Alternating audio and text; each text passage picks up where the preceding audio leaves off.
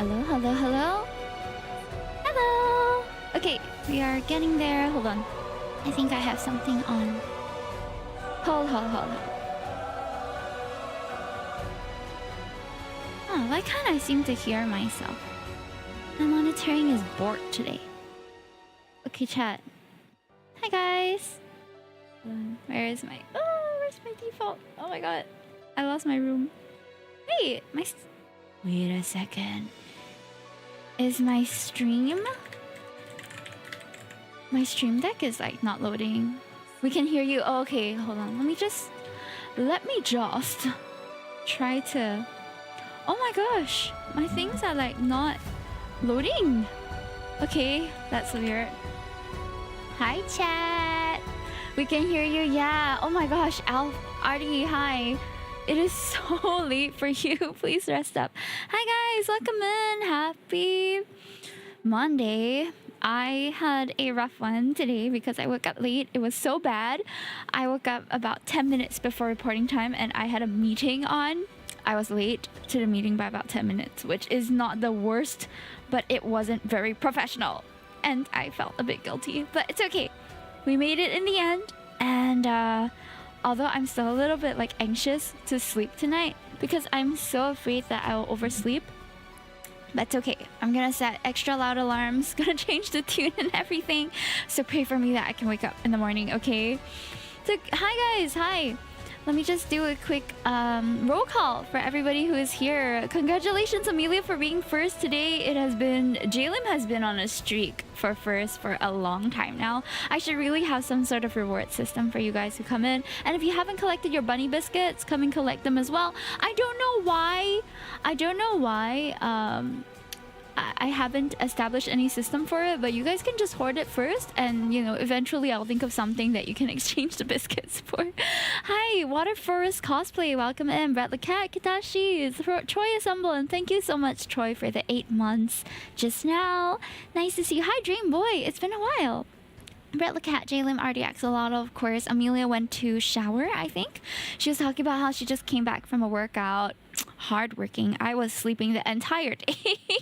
But that's because I had a very, very fun weekend. And I wanted to talk a little bit about the stuff that I did over the weekend before we start. So as you guys know, or if you don't know, it is Love and Deepspace's second anniversary. They launched on 18th of January 2024. So 18th of January, like just yesterday, was their second anniversary.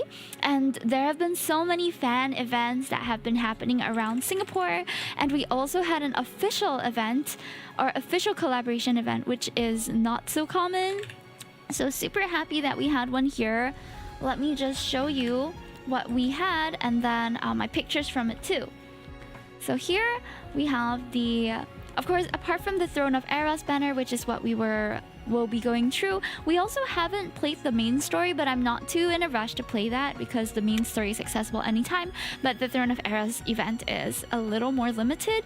So what's happening in Singapore was, what was it? Was it this one? Anniversary moment?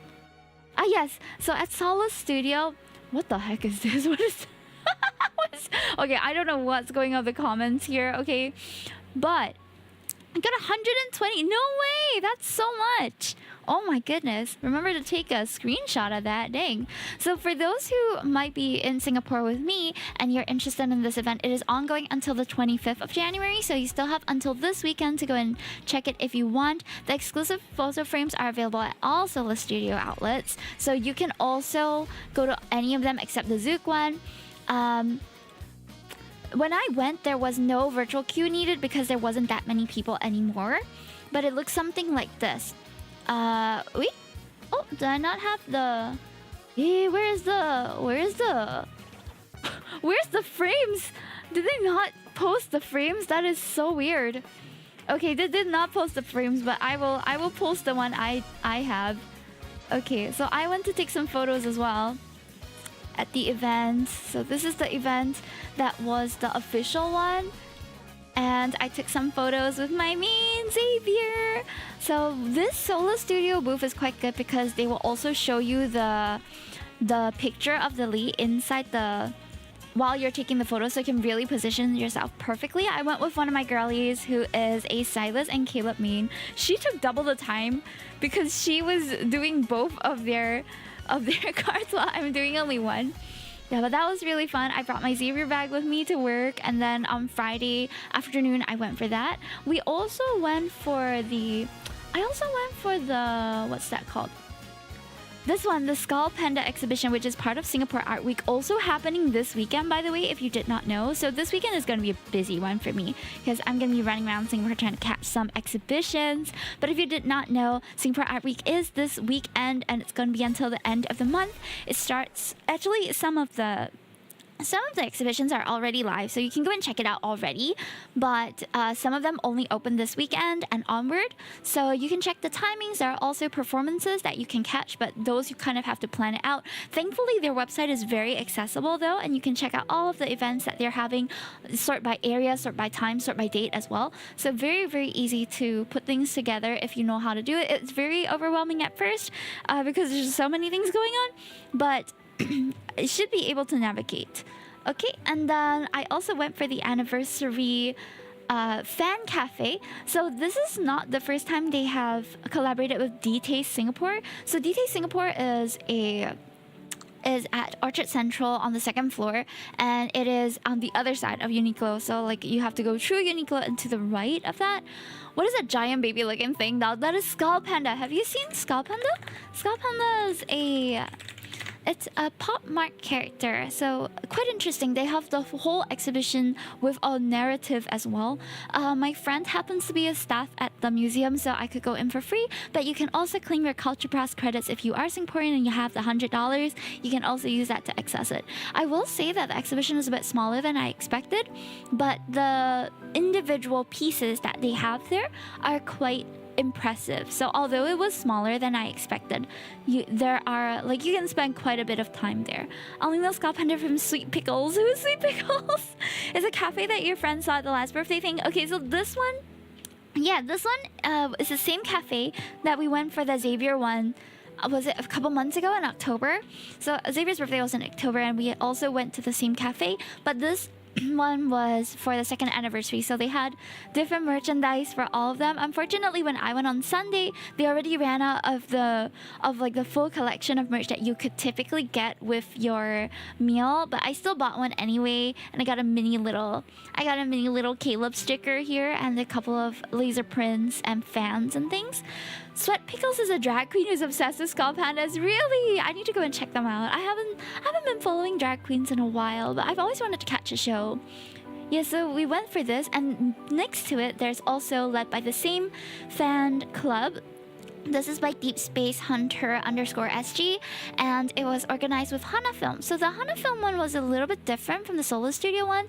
They have their other outfits from, I can't remember which banner this was, but they have another anniversary outfit for them instead of the second anniversary available in Bugis. So this one is available only at Orchard Central, and instead of showing the Lee's picture, you kind of have to estimate. So they give you a piece of paper for you to know which is the next pose, and then you have to position yourself, which was a bit difficult, but still doable. They also have new props for you that you can use. You can see there was one lady who was drawing on the guest book while we were there. And they also have one which has all the leaves. So all 5 leaves in chibi form that you can take if you cannot decide who you want to take picture with. I took that frame with my husband, but it was a bit too many faces to censor, so I didn't post it. Yeah, but they had a lot of events happening over this weekend. Unfortunately, this one is already over. Yesterday was the last day, though you might still be able to get some of the laser postcards if they didn't run out yesterday. This little ticket here, you might be able to get some if they haven't ran out, but they don't have the rest of it anymore. The Solo Studio one, though, is available until the end of this week, so if you want to go and check it out, you can. This one's the official one. Yeah. So today we are going to be playing through. Why is there so many instances of this? Let me check. It only posted once, right? Why did it post 3 times? Oh my god.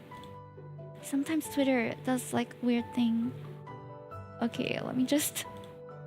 There we go. That should be 1 time only. Jeez, she's a drag queen and a clown. That is so cool. I really admire professionals who perform, because I don't know if I could ever do something like that. Okay, so that was my weekend. we're going to be playing the event stories today. So not the 5-star cards. We already played the 5-star cards last week in a very, very long stream. So if you want to check those out, you can go and watch the VOD then. Okay, let me check. Where is my air server? Let me connect my game. Okay, there we go. We are already in it. Fantastic. Oh, it's a bit loud. Okay, last week we actually started playing Zayne's card, but because I didn't know that not all of the stories were available at the time, so I'm going to be playing now the stories. Yeah, let's change to Zayne's one. Is it a bit loud? Okay, there we go. Coronation ready! Alright, let's go. We're about to start. Thank you so much for claiming your bunny biscuit, Alpha. Let's go, let's go.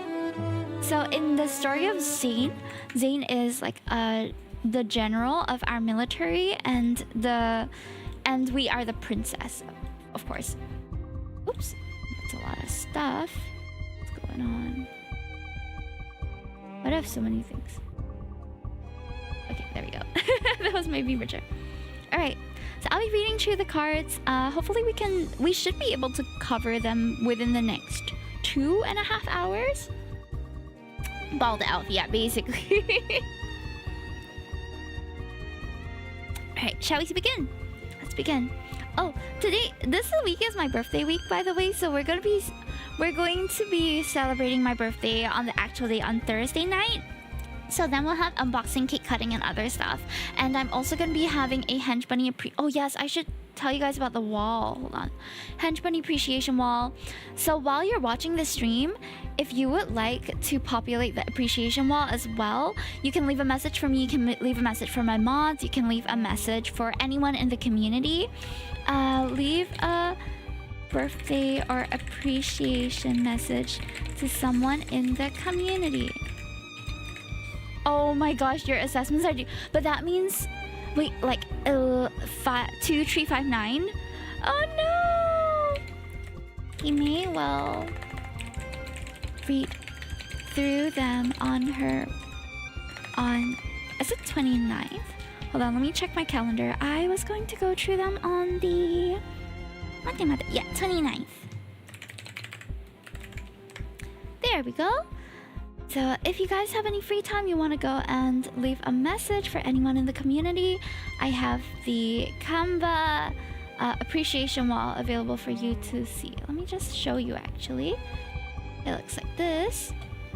Oh my gosh, let me just close all of that. Oh my gosh. There we go.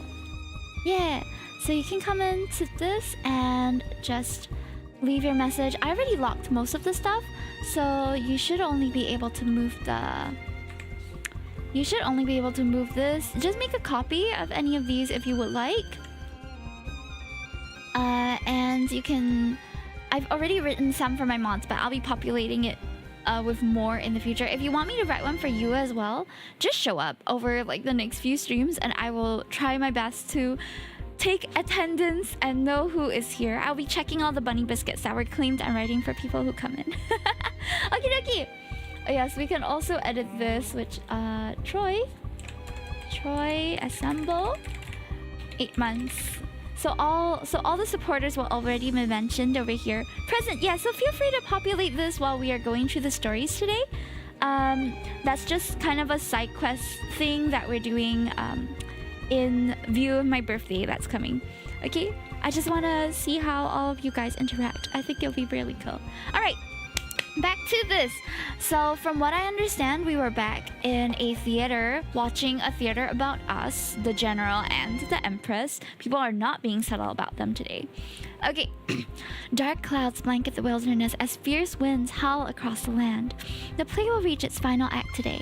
Now, I'm a noble with my sword of judgment. I shall sentence the knight who committed regicide. Oh, no worries! No worries. Welcome back. Sir, is thy stolen throne pleasing? Thy crown stained red with conspiracy and blood will ultimately be consumed by justice's flames. Accept thy punishment. Thou seekest to bestow judgment? Thy justice is nothing more than the victor's crown. Enough.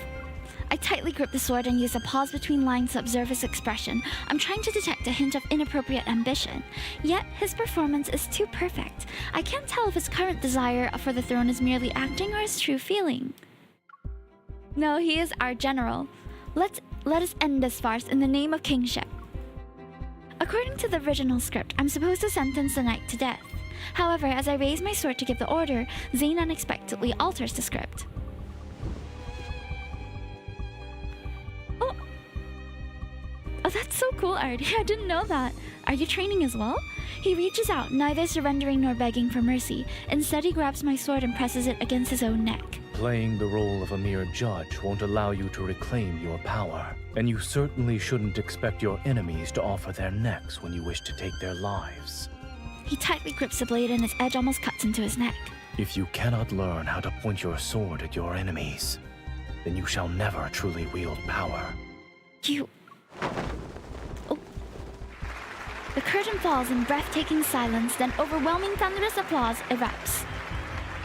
We're performing, by the way. We've got that much time, apparently. Backstage, the commotion fades into silence. Yet we seem frozen in the drama's afterglow. Neither of us is in a hurry to remove our costumes. Under the dim yellow light, I look at him. The emotions he displays on stage have already subsided. Only the familiar calmness I know so well remains. If the knight wasn't bewitched by the witch's prophecy, he wouldn't have met such a fate. Do you agree or not? After the first word leaves my mouth, I come to my senses. We're still maintaining the same confrontational roles from our scenes. If I were actually him, I wouldn't have believed the prophecy in the first place.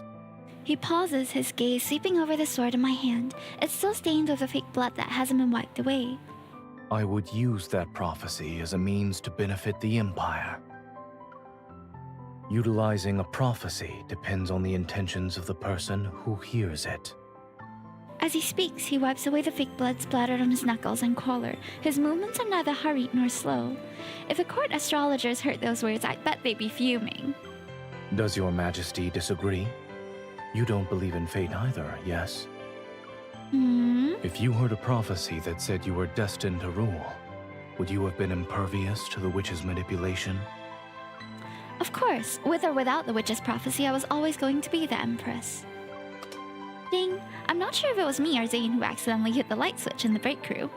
The shadow of the prop sword elongates in the half-light. The shadow of the prop sword? Okay! It extends between me and Zayne. Why would they word it like that? Guys! Okay. This is not the first innuendo they've made with that sword. In any case, the knight immediately believed the prophecy because he failed to understand his role. I took a step to move closer to him in the sword's shadow. Perhaps it's because he didn't have a good preceptor like you by his side. I'm very fortunate. With a slight smile, he lowers his head. Then he takes out a clean handkerchief and gently wipes away the fake blood that had splattered onto my face. Are you referring to the one who imparts all their knowledge before quickly exiting the stage? Or the person standing by their learner's side since the beginning? Is he who meticulously guides them worthy of being called a good preceptor? I'm gonna change my prop today. We've got a crown because it's our coronation. Akin to the sword being pointed at his throat, his eyes reflect my cold expression. A good preceptor is one who does what they should. I believe you will always be my best master. Oh, that's because we're already on chapter 5 out of 6 for his story because we played some of his story last stream. Oh. The stars will witness your glory and coronation. Your chosen dance partner awaits. His oath will form the Empire's strongest foundation, his blade guiding every dawn of your reign. The peaceful rule of the Empress and the Grand General will light the path ahead for the Cosmic Empire. Wow! They've got a little treaty going on. Ooh. The tension for Zayne's story is so good, though. The day of my coronation arrives as scheduled. Throughout the Empire, celebrations are held. Welcome back, Lord Devour. In contrast to the festive atmosphere outside, the Empress bedchamber is noticeably quiet. Dawn's light streams in through the palace-stained glass windows. Zayne and I are bathed in... Oh, he's in our room! Oh, okay. Waiting for the lady and waiting to help me try on the crown, I sit before a mirror. The jewels on the crown reflect brilliant light as the lady in waiting gently places it on my head. In the mirror, I lock eyes with him. Oh. The crown sweet. suits you perfectly. Thank you. It looks sincere. For a long time, I imagined how you would look when you were crowned as the Empress. Why is this sounding like a wedding chat? It's like, oh, my bride. Ah! Is it different from the image in your head? He studies me in silence, his gaze moving from my hair to my ears and lips before returning to the crown. Perhaps. But haven't you always been capable of exceeding my expectations? Ah! They're so sweet, chat. Starships orbit around us and solemn ceremonial music plays. The eyes of the entire cosmos are focused on me and the magnificent crown in my hands. Despite the ongoing momentous occasion, my thoughts inappropriately drift to the small garden where it was just the two of us. I still recall the flower crown with jasmines that Zayne made for me. The crown before me lacks their fragrance. Looking at it, I can tell it's exceptionally heavy. It's exactly as Zayne said. But does that matter? With a slight smile, I lift my head and put on the crown. I look at the crowd below.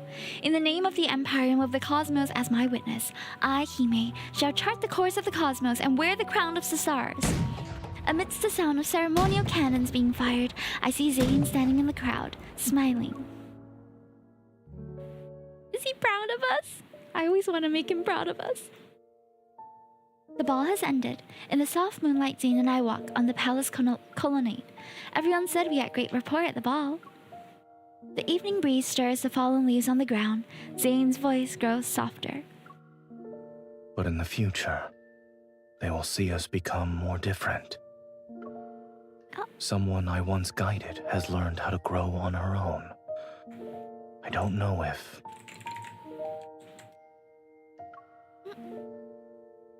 He pauses and brushes away a fallen leaf on my shoulder. If she can break free from the framework that has already been set for her. It's silent. All we hear is our breathing and the leaves' gentle rustling.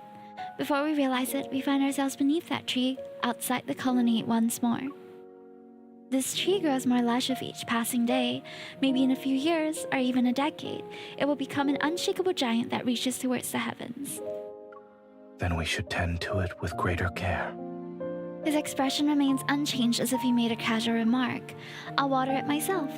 He looks at me and his features have inexplicably softened in reflected moonlight, yet the words he speaks... Is that so? I suppose you'll leave the pruning of excess branches and leaves to me. I meet his gaze, and we maintain eye contact for a while, then I softly laugh. So this one, stream has started well. Yes, it has. My weekend was great. I was just telling Chad about it a while ago. But right now the tree that they're talking about tending to is kind of like their future. That was what it was alluded to in the previous chapters. So it's so nice to see them talk about how they'll work on it together. This is the Zayne I know. He's a formidable political rival, a guiding preceptor, and the source of these feelings I'll forever keep to myself. Between him and me, we still have a long journey ahead of us. A blueberry farm? That sounds wonderful. Is it the season for blueberries now? That's so nice. Okay, we're gonna play the others now. So we're gonna start with Xavier, then Rafayel, Sylus, and Caleb, accordingly. So from here on, the stories will be a little more lengthy. Let me also make a note, actually, of when we start them, so I can put it in the YouTube file. So you're gonna start Xavier's now. Starting from the prologue, because I also forgot how it went. But Xavier has basically awoken. He is a prince from 300 years ago. His empire did not fall, but he went missing with an expedition team. So now that he's back in our so-called present, we've kind of welcomed him as a part of our life. And he's also kind of our partner in ruling. But no one knows where he's come from except for us, like me and the team that discovered him. Oh, raspberries are out of season. I'm sorry to hear that. I've never gone to a berry farm, but I definitely want to go one day. Okay. Let's begin. Theatrical performances requiring the Empress participation during the festivities have also been added to the schedule. The leading actor will dance with the Empress during the coronation ceremony. It's a great honor for whoever is chosen. However, things didn't proceed as smoothly as I expected. On the day after a response was sent to the leading actor, are you saying he can't be found? Yes, Your Majesty. Mr. Xavier provided no contact information. Would Your Majesty consider... I understand. You may leave. As for this Mr. Xavier, I'll find him myself. I like strawberries a little more. It's almost noon by the time I finish today's Imperial Matters. When I look up, I see a mirthful gaze. Somehow, the recipient himself is already in my study. He's holding on to an ornate letter. The coronation hasn't taken place yet, and already word has spread across the stars about the Empress's diligence. Who, me? That is to be expected of an Empress, after all. The preparations for the coronation ceremony have been underway for ages. There were so many details and so much work. But ever since I found the sleeping prince drifting in the cosmos, life has felt a little less dull. You're right. Since we've met, the amount of hard work you've done is certainly enough to be praised for quite some time. Xavier, did I ever mention you should probably follow some of the royal rules while you're here? For example, you can schedule a visit in advance like others. The attendants will escort you through the main entrance. That messenger robot was wandering around outside the city. It asked everyone if they knew a Mr. Xavier. Really? I figured it was you. So you decided to visit without notifying me? This letter has your name on it. I didn't want to miss your correspondence. And since I received your letter, etiquette dictates that I should thank the Empress in person. Right. Maybe etiquette from 300 years ago.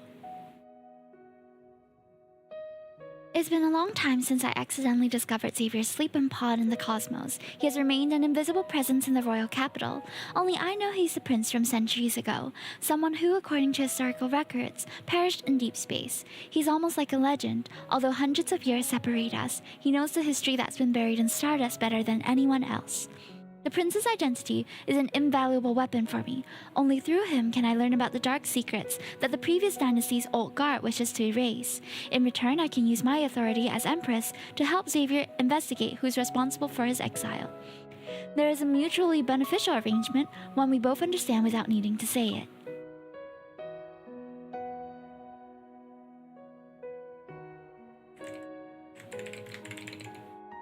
To familiarize ourselves with the play, Xavier and I head to the palace library. The Lingering Sword is a story about fate and revenge. This doesn't seem to be the same as the one I read back then. It was supposedly adapted by an interstellar bard. It's popular among the commoners. And the earliest version is the story is impossible to trace back to. In the play, a prince named Hamel learns about his father, the king, who was murdered. The culprit is his uncle, thus Hamel seeks revenge against him. During his quest for vengeance, the prince falls in love with Adeline, a noble maiden. She notices his inner turmoil and secretly aids him. She sees through the poison scheme, replaces the poison wine and sword meant to harm him during the duel, and publicly exposes the king's true nature. In the end, Hamel slays his enemy. And after enduring a price paid both in blood and tears, the two of them survive. I made this arrangement to test Xavier, a former prince, to see how committed he is to our cooperation. Hamel constantly worries about what fate has prepared for him, but it still guides him on this path of revenge. Xavier is sitting by the window. I look at him and feel that his experiences are similar to Hamel's. If it were you, what would you do? To surrender or to resist destiny? That is the question. But arrows of outrageous fortune and a sea of troubles might arrive at any time. So, I only want to do what I want to do. What a novel perspective. Does this count as choosing to submit to fate? I wouldn't call it that. If anything, maybe it gave me a push when I wasn't aware of it. Sunlight filters through the stained glass window of the library and lands on Xavier's gaze. His eyes reflect brilliant color. He looks at me, his eyes crinkling with warmth. After all, fate didn't bring me back. It was you, wasn't it? Aww. He's so cute. I love Xavier. Hi, real Sasuke, welcome in. Thank you for collecting your biscuit. Enjoy your time. In the Royal Banquet Hall decorative unprecedented magnificence, the first act of the Lingering Sword begins as scheduled. The old king dies. A new one ascends the throne. Hamil encounters his father's ghost, learns the truth about the murder, and vows to take revenge. And this young royal's anguish is soon perceived by his beloved. Oh. A bright spotlight shines towards me. Playing Adeline, I walk briskly towards the center stage. Hamil, I've been looking everywhere for thee, my lord. Your friend said thou hast seen thy father. Is that true? In the darkness, Xavier's figure gradually emerges.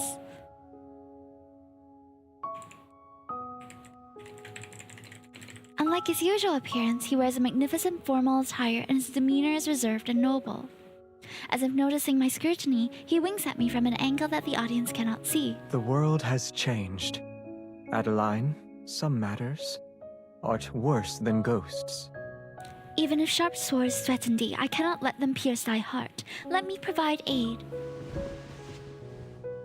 I move closer to Xavier and tightly grasp his wrist in both hands. Cool, hazy stage lighting washes over us, and ethereal mist makes us appear tinged with loneliness. Nay, my fair nymph. Unbeknownst is the danger lying in wait. More frightful than a spirit of health and goblins damned. I mustn't let its horrors touch a single strand of thy hair. Mine own poor heart cannot bear to lose more in this rotting state. Two is always better than one. If thy fate must be confronted, then keep walking toward the morrow. I shall always be there for you. Hamil, loneliness shall be thy companion. No more. Aww, so sweet. Hi, Bob, welcome in. Wow. Oh my gosh, he's so handsome. The curtains fall to the audience's cheers. Displaying the hospitality of a gracious host, I raise my glass to toast the nobles. I don't remember seeing you before. Which planet's nobility You need more than noble blood to win. Oh, in that case, do you... All of you seem to be very curious about him. Xavier is surrounded by nobles. With a smile, I approach them and raise my glass. He belongs to the Empire's inner circles, that is all I can tell you. It is not yet time to draw the blade. However, the coronation ceremony shall soon be upon us. Indeed. I wish you well, gentlemen. And don't forget that troublesome weeds occasionally need to be removed. Is that a warning to them? Seeing the nobles be deflated as they retreat, I finally allow a small smile to appear on my face. Then I clink my glass against Xavier's. Not bad. I suppose you're skilled at dealing with these sorts of situations. Does acting like this count as helping you? In a sense, yes. Come to think of it, I lack a sufficiently sharp blade. If you can handle this, then I wouldn't mind giving you more of what you want in return. I understand. Then, can I prove myself worthy of this role with this? Using my sleeves as cover, Xavier extends his hand. In his palm, a message appears on a holographic screen. The information is encrypted, but I realize it's a list with the names of nobles from the palace. Ever since the performance began, a few rather extreme rumors have been circulating in the royal capital. Oh? These are the names of the people who have been spreading them. I believe they'll be useful to you. He went out of his way to get... Oh. I don't have a single worry on my mind of this man in my life. When did you... Immediately, Xavier grasps my wrist and the list is sent to my terminal. I heard that the aerial garden has introduced quite a few new species of flowers. Rather than worry about people's affairs, why don't you accompany me for a stroll first? Oh my goodness, what? He just offers his service and flowers. Please! This is why he's my favorite, chat. Acts of service is one of my love languages that has recently risen to priority, so this really does make me feel very loved. I had a strange dream. In it, I was Prince Hamil. The magnificent throne was before my eyes, and I walked towards it, my feet touching the red carpet. The bell rings at midnight. Countless ghosts of indistinct faces appear before me and the throne. Who are you, and what do you want me to do? Save us. Kill. Ugh. What a weird dream. Ooh. Everything spins, the ghosts suddenly vanish, and in their place stands Xavier, his body covered in wounds. He's wearing attire that befits royalty, and his gaze carries a fierce gleam. He's somewhat different from the Xavier I know, one who has always been calm and quiet. Why are you here? Those wounds. Stay back. Escape is no longer possible. Oh. Oh, good morning, my favorite. Xavier, wait. Wake up. Sweat soaks my forehead as I wake up with a start. At my bedside lies Xavier. He's drowsy. Did you have a nightmare? Yes, wait, why are you here? I was walking around and saw you were sleeping at your desk. So I carried you to your bed. And then I fell asleep. Let's set aside the reason for why you were passing by my bedroom in the first place. What you're currently doing is enough to make the guards arrest you. I only wanted you to have a good night's sleep. Oh my gosh. We're cuddling. Looking at Xavier's innocent yet matter-of-fact expression, I pinched the bridge of my nose, my mind just back to the dream I had. In my heart, the worries related to Xavier still linger. The Xavier in my dream, did he actually look like that 300 years ago?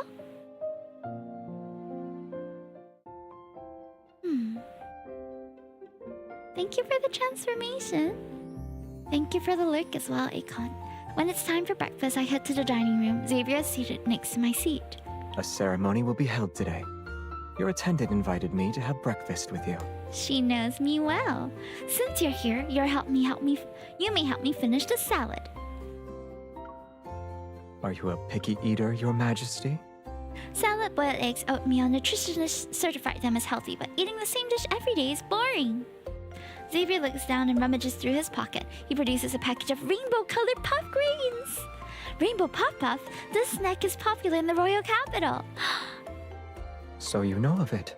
I gave my approval to import them, but they're high in calories. Too high, in fact, so they became contraband in the palace. You can have one or two.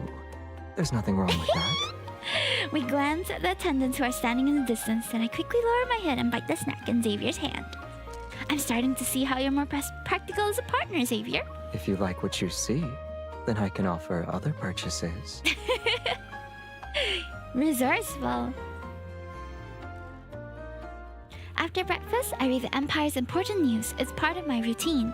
Xavier, look at this. The mysterious leading actor is actually the fourth illegitimate son of the soon-to-be Empress's uncle's second aunt's cousin. What? That's a complicated lineage. Yeah. They must have stayed up all night to look at the royal family's pedigree. Are we back? Here's another one. Soon to be Empress' secret lover revealed. Will the royal family experience upheaval? Look at these tabloids making a news out of us. This one looks more interesting. There are several more articles like it, and their headlines are practically identical. Xavier and I exchange a glance. The answer is already on our minds. Someone is controlling the media's narrative. I guess a certain person is restless.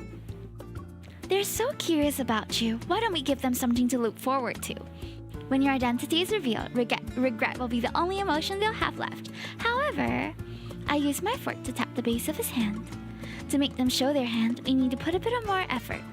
Giving people a convincing performance is an activity you excel at, isn't that right? What you said is true. Xavier picks up a crystal clear peach from the dessert plate and turns to feed it to me. But when it comes to convincing performances, having an excellent partner is important. Are we gonna put on a second performance in this story? Also, hello, thank you for the bunny transformation. I do enjoy reading in this form. Oh dear! Oh, please watch where you're swinging your sword, sir. Bend your knees a little. It'll be easier to attack from a low position. Oh, we're training. That one doesn't count. Again! Since the play includes fighting for certain scenes, Xavier and I spar with swords during our free time. After several rounds, what surprises me is how Xavier can easily counter my moves, and he hasn't been physically active for 300 years. No fair! Focus on your defense. Don't rush. But now you're the one who needs to be careful. Ha! Ha! As Xavier speaks, I take advantage of the opening to launch a surprise attack. I pin him to the ground and press my training sword against his throat. I win! If we follow dueling etiquette, you should offer me your sword as a sign of everlasting loyalty. According to the dueling etiquette from 300 years ago, the victor should help the loser stand to demonstrate magnanimity and trust. I raise an eyebrow as I look at Xavier. Let's tease him! Etiquette from 300 years ago can't restrain the people of the present. This is still your Just as I'm about to leave, Xavier grabs my wrist and pulls me towards him. Wouldn't you say etiquette can be adapted for modern times?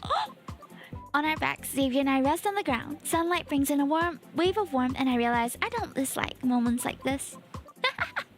He gently lifts my wrist. I turn to see Xavier has placed an ornate sword in my hand. Agreeing to a bet means accepting any losses. My sword is yours now. Ah! My fingers trace over the sword's solemn, ancient patterns. Oh, God. Is this another innuendo, guys? They gotta stop talking about their swords, chat. Oh, my goodness. The swords seem to be a very important part about, the event stories. It looks extremely old. My father gave it to me during my coming-of-age ceremony. I wonder what you were like 300 years ago. Are you curious? I happen to know of a place that we can visit. Oh. Hey man, we take swords very seriously. It sure seems that way. Very important thing to describe in detail.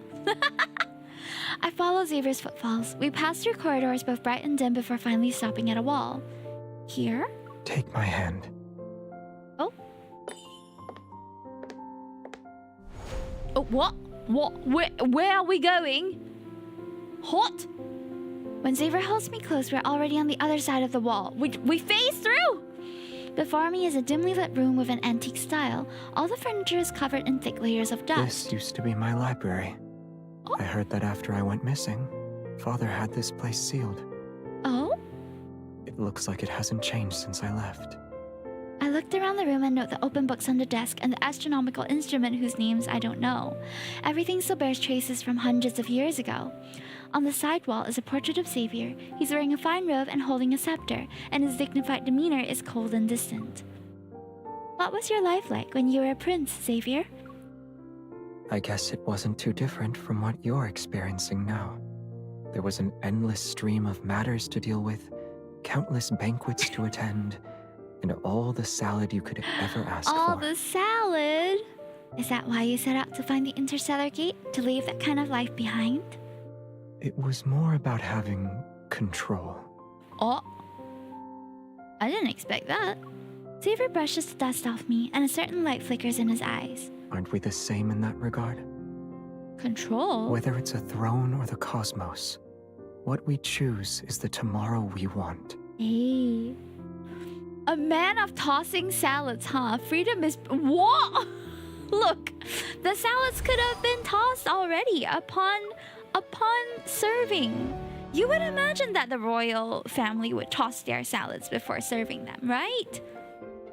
After handling today's domestic and international affairs, the sun has already moved westward. I turn off the screen just as I'm about to relax. My robot secretary approaches. Your Majesty's daytime work has finished. Aww. Thank you for your diligent efforts.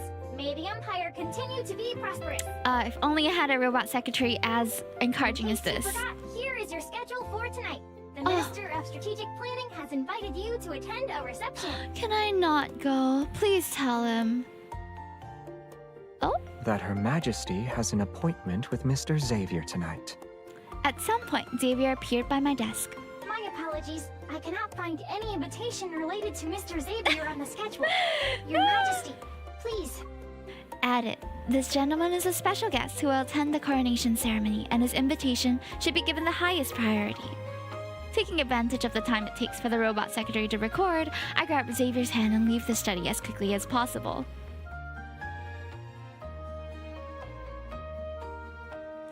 We only slow down when we leave the palace.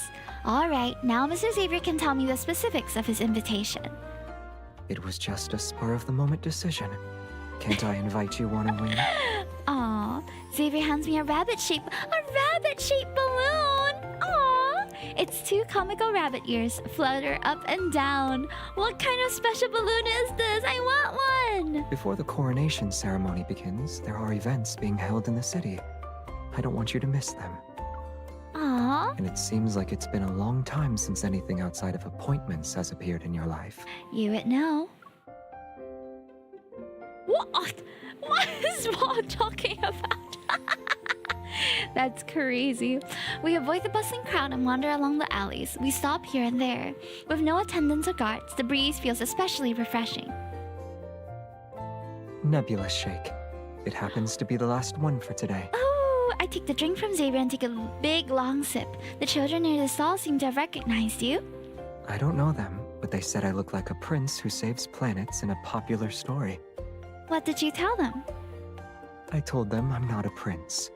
I'm simply a friend who serves as Her Majesty's errand boy for matters such as buying milkshakes. Ooh, we got a milkshake. A Xavier milkshake? What? We drink our milkshakes as we climb a spiral staircase up a corridor. I look up. The view is excellent and the entire royal capital can be seen at a glance. I guess we are well acquainted with this place. This was where I watched people's lives, or saw the sunrise and sunset.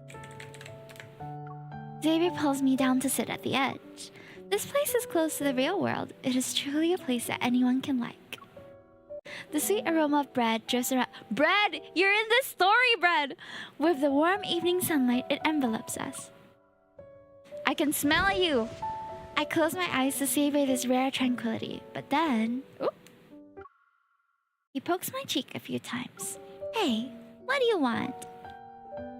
If we get closer to the real world, will I get to see the real you? Aren't I normally real? Is this breaking the fourth wall right now? Does he want to see like us? Huh? No. I was just thinking about the you on stage, the you at banquets, and the you during our sparring matches. They're all like you. But which one is closer to the original you? Don't be giving me existential crisis, Love and Deepspace. I already asked that myself. No! I'm home, Granny. Oh, a child's voice resounds in the distance. We look towards it and see a little boy we met at the stall earlier. You come back so late. How was the festival? It was lively. I saw a man who... Oh. He also told me that the Empress likes rainbow puff puffs and... Nonsense. How could Her Majesty like those things? Dinner is ready. The old woman takes the boy's hand and leads him into the house. Xavier and I exchange a knowing smile. This current version of me is the one I don't dislike. We're ourselves of Xavier, canonically. I haven't had a milkshake in a while now, guys. Now I want a milkshake. Can I make one at home? Can we make milkshakes at home? I don't have a blender, though. Or do I just need ice cream? I'm trying to control my diet. I should do that too, though. The coronation ceremony is imminent. The final act of the lingering sort begins in the royal banquet hall. In the corner of the hall where the chaos has somewhat subsided, bloodstains remain. After the prince strikes down his enemy, the story approaches its end. Really? I need to learn. Oh, I don't have a blender, though. Adeline. Oh. Before me, thou art hale and whole. I'm glad. And not a single wound has touched thee. That cup of poison wine must have tasted terrible. Fortunately, thou didn't even take a sip. Just shake the milk, what do you mean? What? Just shake it! Xavier and I sit against the wall. He rests his head on my shoulder, his face showing a mixture of exhaustion and relief. I owe thee my life. Thy bravery was insurmountable. The word gratitude cannot encapsulate my feelings. I wouldn't say I displayed courage. In the face of such a dilemma, I believe thou would have made the same choice. Does it still hurt? No. I speak of thine inner turmoil. Whoa, she's also giving him existential crisis. I speak of your inner turmoil, Xavier. Tell me about it. I point at his heart. No. There's no pain. But my heart is seemingly empty. Oh, why? Emptiness is good. A pure crystalline heart ought to never be filled with hatred and lies. Now that the future is upon us, what is thy next move? Is this a request to stay? Xavier raises his head and looks into my eyes. Although he's asking Adeline, it's as if the question has been directed at me. I don't know. My selfish heart prays for thee to accompany me. Yet reason says I cannot interfere with thine freedom. I touch the blood-like makeup on Xavier's face and give him a reassuring smile. We may stay together and pick up the pieces. Perchance, not everything will be so terrible. Perchance. Right. Let us try. Her milkshakes bring all the chat to the yard, and they're like, you gotta tell me what you're like. The banquet is in full swing with toasts and lively conversations. Everyone is beaming with joy. Not wanting to spend too much energy on drinking and socializing, I slowly approach Xavier, who's standing alone in the corner. Hi, favorite. It doesn't seem like you drank several glasses. Fine wine is better when shared with someone worthwhile. Such as a partner next to you? Xavier clinks his glass of wine and his left hand gently grips my wrist. I tracked down the source of those rumors. You did? Here's the latest intel. Handling it will be up to you. Thank you. Encrypted information appears on the terminal. A few steps away from us, the nobles continue raising their glasses to celebrate. I look at those intoxicated expressions and my mind is unusually clear. Gathering allies, controlling opponents, eliminating threats. All these plans must be carried out after my coronation. Xavier, there's someone in this record I'm concerned about. I agree. It looks like we might have a common enemy. Where's Chewy? Chewy is asleep right now. He's taking a nap. I meet Xavier's clear, unwavering gaze. In that case, we must continue our cooperation. You agreed more readily than I expected. I have yet to come up with a reason to refuse. I'll stand by your side. Ah, We'll be like the characters in the play. sure thing. I like Xavier's story for this event because it's so straightforward and they're so aligned with each other. As much as I love tension and I love conflict, I also kind of like a peaceful life, and that's not something that we get often. It seems like with all the other leads in this story or in this event, there has some sort of friction between them politically, but with Xavier and MC, it's so straightforward. It just makes it so easy, you know? Like my heart doesn't hurt. And it's just happy. I'm just so happy to read about them, you know? Sometimes you just want it simple and clean. Exactly. So, for your majesty, the stars will witness your glory and coronation. Your chosen dance partner awaits. His sword hilt bears the marks of the past, and his eyes reflect the stars of a bygone era. Meet your companion, and your reign will be blessed by the legacy of the old dynasty. I do! And let's move on to the final chapter, guys. We're about to put on our crowns. The final part of the coronation ceremony has arrived. In my bedchamber, attendants dress me in a gown adorned with intricate chains and jewels. Thank you for the 39 bits, Bob! Mika, Mika, Mika, Mika, Mika, Mika, Mika, Mika, Mika, Mika, Mika.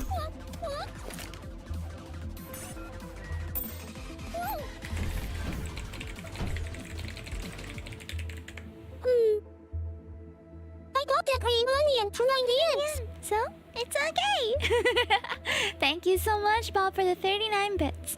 Yeah, I feel like sometimes the inner turmoil of the stories with conflict does affect me, like emotionally. So having a balance is good. Variety is the spice of life. And with 5 leads right now and 1 upcoming 6th lead that we don't know when it's going to come out, I feel like there's a really good opportunity for them to write different stories for different leads at different times, you know? So I'm really looking forward to the future events for this year. Okay, the final part of the coronation ceremony has arrived. In my bedchamber, attendants dress me in a gown adorned with intricate chains and jewels. I try my best to clear my mind, but my head is invaded by thoughts from the past few days. Help me get this brooch from the dressing table, please.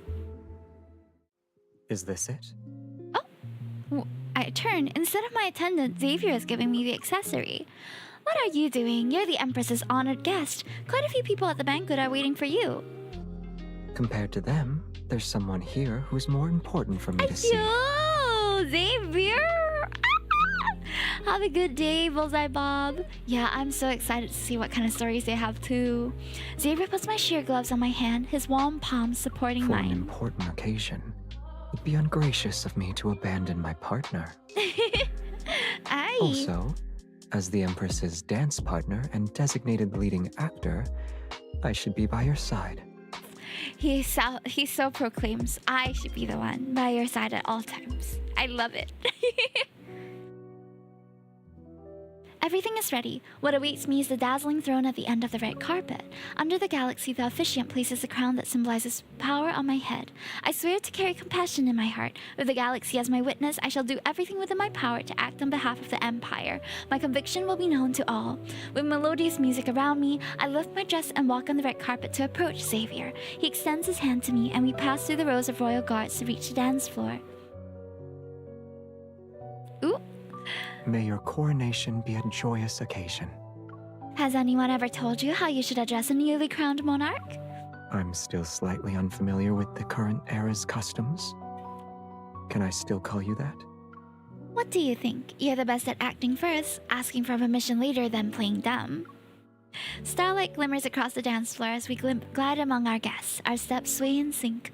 Xavier, sometimes I think people can do more than just submit to fate or deny it, or defy it. Power, revenge, freedom, I want all of them. And because I want so many things, I won't be satisfied with submitting or defying. I want to make the same choice you did. To have control over everything? But people say this is the most difficult path. Only the most difficult path is suitable for you and I, who hold the highest authority, no? Indeed. Whether it's exploring the starry sky or rising to lead a nation. As the song ends, Xavier holds my hand. A kiss lands on the tip of my fingers. I'll accompany you through everything. However, we still have a bit of time before that day comes. Letting fate wait a little longer is also possible. Eh? Aww. I love it. They're gonna rule together and choose their own path.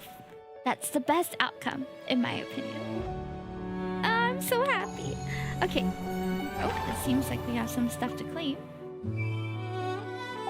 Alright, let's go to Raphael's now. Let's play the prologue.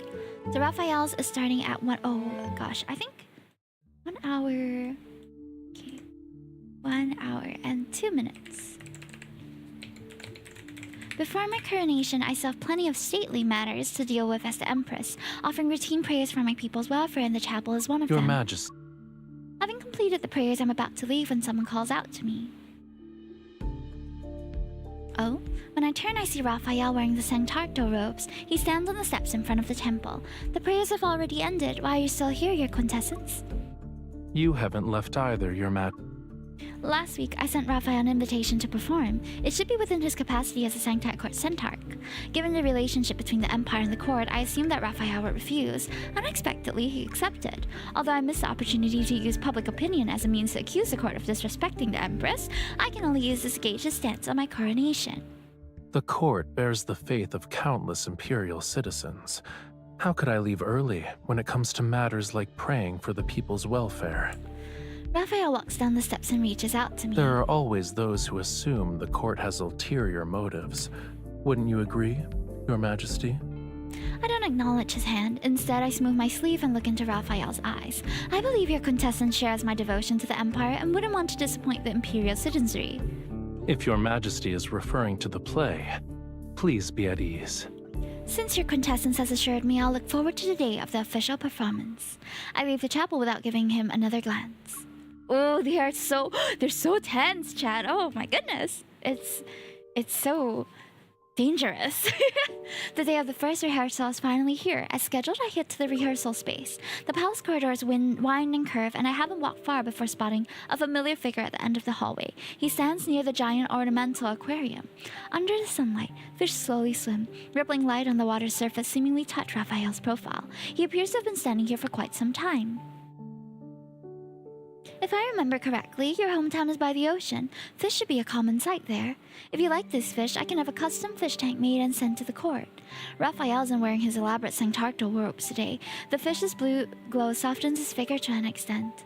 That is unnecessary. My homeland doesn't trap fish in aquariums. In any case, I can't say it's pleasing to the eye. I'm just surprised the Empress, oft drowning in imperial matters, has time for leisurely pursuits. Leisurely? I'm on my way to rehearsal. Is this your quintessence first time in the palace's private quarters? Yes, it's all because of your Majesty's graceful generosity. So you know. Since we've experienced a chance encounter, Rafayel and I walk past the giant aquarium, and we soon arrive in the rehearsal space. We normally don't talk unless it's imperial matters that are involved, so our conversation topics are limited. Inevitably, we end up discussing the play we're going to perform. Because of your Majesty's astounding efforts, the mysterious bard's texts have a chance to return to the stage. Your Majesty's selection of Knight of the Revelrous Rite is somewhat shocking. Why so? I glance at him and wait for him to continue. A god disguises himself as a mortal and returns to his hometown. It's so he can punish the monarch and their family for refusing to acknowledge his divinity. He bewitches those who once persecuted his family and ultimately makes them destroy their country with their own hands. Yes. I didn't expect your Majesty to like this story. I've witnessed your skill at reading people once more. In fact, I'm not happy with the current ending either. Those who truly bring disaster are often not the ones who defy a god's will. Rather, they're fools who comply with fate and do exactly as they're told. The result of defying or complying with fate is inherently uncertain. I smile at Rafayel and stop in my tracks. I'm surprised that your contestants would agree to perform with me. Rafayel doesn't speak. He turns and gazes at the aquarium. We've already walked to the other side of it. This is the spot where I normally feed the fish. They're not allowed to go beyond this glass prison. What a pitiful sight. Following his gaze, I look at the stingray nearby. Fish are fragile creatures. Without water, they would suffocate and die. The aquarium exists to protect them. Fish remember who feed them, but they've forgotten who imprisoned them here in the first place. Being under someone's protection is better than losing one's home. Impatient for food, a glowing stingray leaps out of the water. I step back and narrowly avoid getting splashed, but Rafayel is unfortunate. Most of his robes are drenched, and he looks rather disheveled. I smile and gently touch the fish that wanted to greet me. See, even fish know who truly care for them. Humans certainly do, don't you think? In the play, the god was once imprisoned in a dungeon by a monarch. All of it was under the pretense of protection. But in the end, he freed himself from those protective restraints and reclaimed his freedom. Rafayel takes out a handkerchief and gracefully wipes away the water from his temple. Between the god and the monarch, who do you think would become the fish that leaps out of the water? Your Majesty. Oh, we're talking in analogies. Ah! It's a little hard to keep up, but I kind of catch his drift, you know? Well, Rafayel's very kind of like gloomy in this event, I feel. The palace on stage gleams brilliantly under the spotlight. The god has disguised himself as a mortal. He bewitches the people in the palace. Oh, he looks nice with that golden crown. Rafayel, wearing a wreath decorated with flowers, has been brought to my palace. Ropes bind his wrists. Although he's been captured, his face shows no trace of humiliation. I come from a land where flowers bloom across the mountains. The god has ordained me to bring his sacred rites to the palace. Oh, his power is the vitality of the grapevines, the nectar that makes all forget sorrows, the rapture that intoxicates. To reject him is to reject a part of life itself. You speak only in falsehoods. How dare you use a god's name? You deserve to be punished. Disrespecting the gods is also worthy of punishment. Since you claim to act on behalf of Dionysus, where is he? Oh, Dionysus! Wait, He is at my side. It's never knew how unfortunate to, that those who pronounce his disrespect the name. gods cannot see him. I only bring joy to the people and let them forget their worldly troubles. How is this a crime? The red curtain slowly falls and is accompanied by thunderous applause. The god of pleasure, right? Is the Gnosis. In the passage that must be taken to reach the backstage lights area, the lights gradually dim. After a long walk, a cacophony of voices reappear. Members from a theater troupe are moving back and forth, yet only one stands motionless in the most prominent spot. Waiting for me, he makes me pause, my steps slow as I approach him. Why are you still here, your quintessence? You already know how to answer that, Your Majesty. Why is it necessary to ask? I recall hearing from my lady-in-waiting today. The rumors about the play I selected suggest I'm being threatened by the Sanctite court. It seems even the Sanctarch isn't completely unconcerned about the rumors. Hearing the probing and mockery in my words, he turns to the side. My participation is for peace in the Empire. I imagine Your Majesty will also have instances where my aid is required. See you, Kaisi. Thank you so much for coming in today. Otsukare, Mature thank you. seeds understand that they need the wind's help if they wish to fly far. While speaking, he prepares to discard the fluff and leave. I grab his hand and take a piece of fluff to throw it away. When the wind rises, a seed will fly. But where it flies to and whether it lands on grass or follows the water's current isn't under the wind's dominion. Rafayel pauses, then smiles and nods. Let it soar. No matter where it goes, it has to fly first. We're standing close together. The golden wreath made from the grapevines rests on his head. His handsome appearance makes me unable to look away. It's as if I'm standing before a charming, dangerous god. Under his gaze, I use his shoulder for support and remove the wreath that symbolizes his identity. And just like that, he becomes the familiar Sanctarch I know. This is more pleasing to the eye. The god bewitched a monarch. It's a shame I'm not that monarch and Rafayel isn't a real god. Even if that were the case, it still depends on how I want the script to be written. Edgy.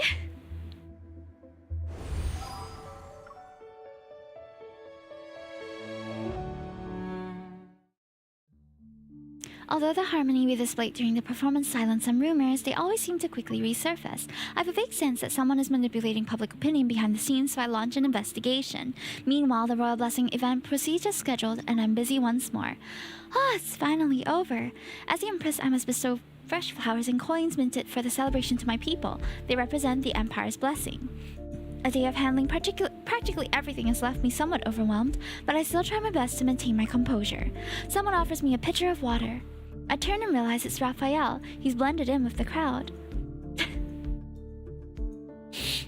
Hi, Rafayel. You're still here, your quintessence? I'm also an Imperial citizen, so I should receive a blessing. I raise my eyebrow and hand over the last flower.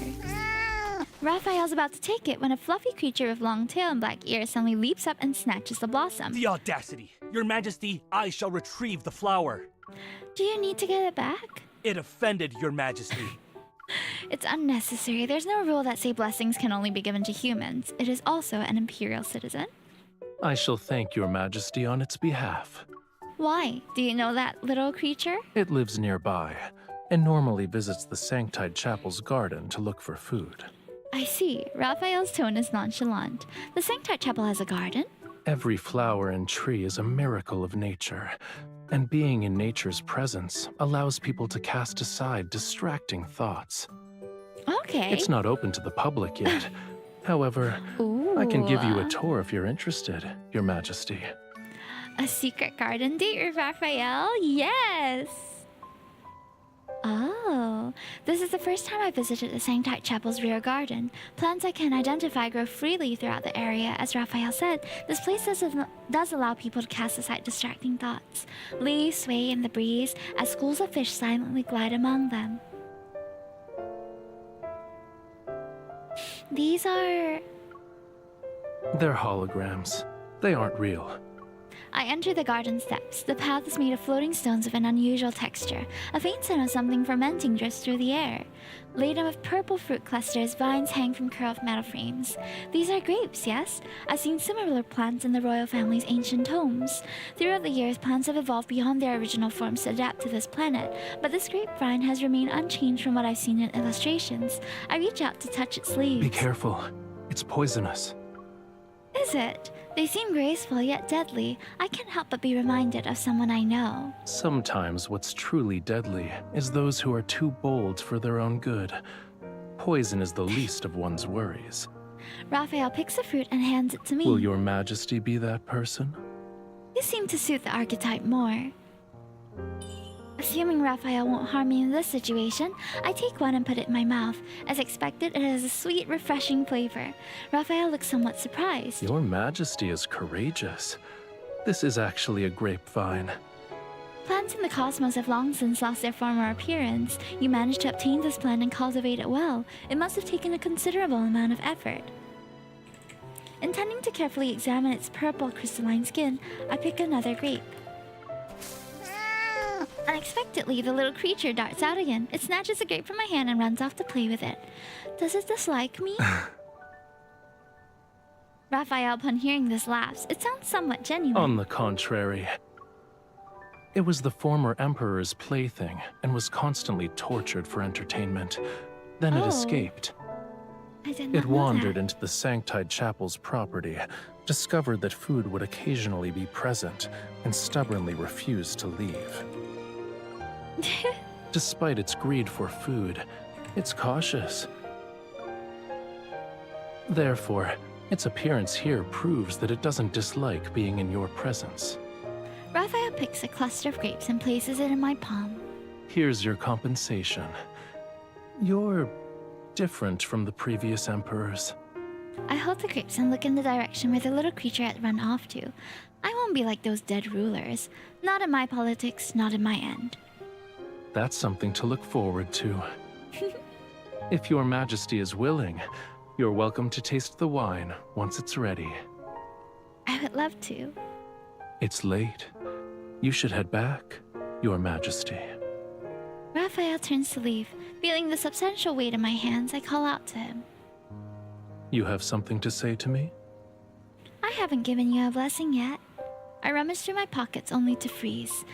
I have no more flowers, but there's only one coin. Rafayel accepts the coin bearing the Empress portrait. His fingers pause. I'm not sure if it's my imagination, but there seems to be a gentle smile on his face. This is perfect.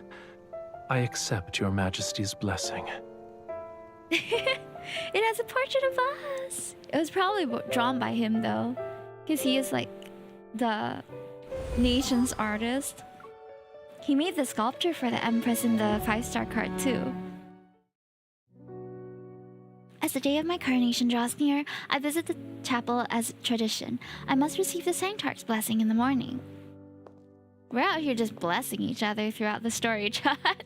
Wearing royal ceremonial robes, I walk across the carpet strewn with flower petals to stand before Rafayel. Now then, may your majesty guide the stars and the empire on a new path. Rafayel touches my head with a grapevine, then he takes my hand and presses it into a spread of sacral cards before us. Drawing cards to predict the nation's future is considered an ancient tradition for the coronation ceremony, but can a person's life and death be determined by a prophecy or That two? depends on what choice your majesty will make. Without waiting for Rafayel to answer, I draw 2 cards. Your majesty has drawn the Flamma Arcana Thank you and for the the Sword lyric, Arcana. Alphametic. As soon as the words leave his mouth, whispers erupt. The sacred card says the Empress's existence will bring fire and war to the Empire. The crowd becomes agitated. Hold on. During the commotion, someone knocks over a candle, which causes a ring of fire to flare up near my feet. Ooh. The candle fell over? We're doomed! Doomed, I say! Oh. This is an ominous sign! The fire doesn't make me panic. I look into Rafayel's eyes, and Rafayel is equally calm. He picks up the candlestick from the ground and turns his wrist to examine the base. There's no need to panic. The candlestick wasn't secured properly. Okay, have a good one, Red. He's helping me leave this predicament unscathed. Rafayel's fingers flick the wick a few times. The candle is lit once more. I look away, scoop up holy water to douse myself, and walk through the ring of fire. There shouldn't only be one interpretation for the sacred cards. It seems your majesty already has an alternate reading. Rafayel holds the 2 cards between his index and middle finger as he hands them over. I reach out to take them and our fingers touch for a moment. I spread out the cards and lift my chin slightly. Fire heralds light. I believe I will bring light and warmth to the Empire. And war is not the only embodiment of calamity. I shall expand the Empire's authority and strengthen it. I throw the card into the flames behind me. A small cluster of fire rises before dying down. I wonder if this has provided you with new insights. When Rafayel looks up at me again, he reveals an unusual expression. Is this a form of approval? I can't tell. Fortunately, the rest of the ceremony proceeds without any more incidents. Rafayel takes out silvery blue pigments that was ground from stellar materials. Rafayel dips his finger into it and touches my forehead. Your Majesty shall witness this world's chaos with a clear, bright gaze.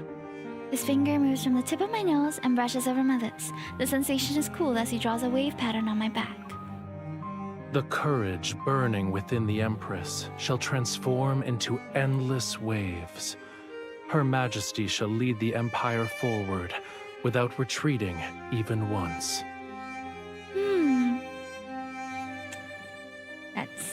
That is a good reading.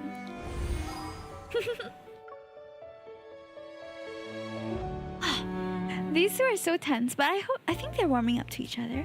During the Empress coronation ceremony, celebrations within the royal palace never seem to end. Today is the last day of audience. In the palace, I sit on the honorable throne and listen to the overlords below as they introduce their various guests. To commemorate your Majesty's assistance in driving away the interstellar monsters from our... Looking at the portrait's enormous, imposing depiction of the Empress, I force myself to smile. Our planet's technology is limited, so we can only compose a poem for... The exaggerated lengthy verses are an ordeal. Many of the individual presents are already drowsy. I'm also tired, but I still maintain my composure. I nod and smile when appropriate. Suddenly, a small cluster of flames ignite the table in front of me. Oh. The faint fragrance emanating from them is somewhat refreshing, and I'm immediately alert. But it's familiar. I smelled it somewhere before. What is that? Oh, my gaze sweeps over everyone. When I spot Rafayel, I suddenly recall a memory. It was when I danced with him. That scent came from him. As expected, I lock eyes with Rafayel. He's toying with the teacup in his hand. When our gazes meet, he raises the cup in my direction. Just as I'm about to express my gratitude, another cluster of small flames appear. This time, they appear as the words, "You're welcome." The long audience finally ends, and the overlords and officials slowly leave. Sipping tea, Rafayel stays. When we're the only ones left, Rafayel rises. You haven't left. Did the earlier performances lack excitement? I believe the most exciting part hasn't started yet. Really? Has Your Majesty forgotten? We need to hone our dancing skills today. Is that so? Sure. A maid leads us to the spacious dance room. Rafayel sets aside his outer robes when he turns to a painting on the wall. It depicts the ocean. I bought it many years ago at a charity auction. Are you interested, your quintessence? Your Majesty's taste in decor is excellent. Thank you. My words attract Rafayel's attention. Aside from being used as dance practice, this room was where I learned etiquette as a child.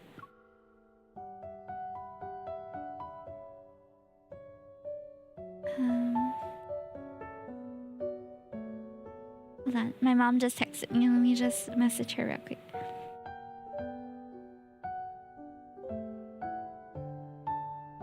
I discovered that this painting could bring me inner peace, so I brought it here. I'm surprised it has so much power. Isn't it remarkable? Whenever I want to give it up, I look at it and calm down. Or whenever I want to give up, I walk towards it. Now I'm one step away from the painting. It's a pity I still don't know who the artist is. I'd like to know about the location it depicts. You can ask the people on my home planet. Someone will tell you. You know this place? I wouldn't say I know the place. Actually, I painted it. Isn't it magical? The mischievous smile on Rafayel's face vanishes instantly. Before I can react, he picks up a book from a nearby bookshelf. These books should also be your companions? They're for practicing etiquette. You could say they're my opponents. Unsure if I want to get payback for that smile, I take a chance while his guard is down. I pull out a book and place it on his head.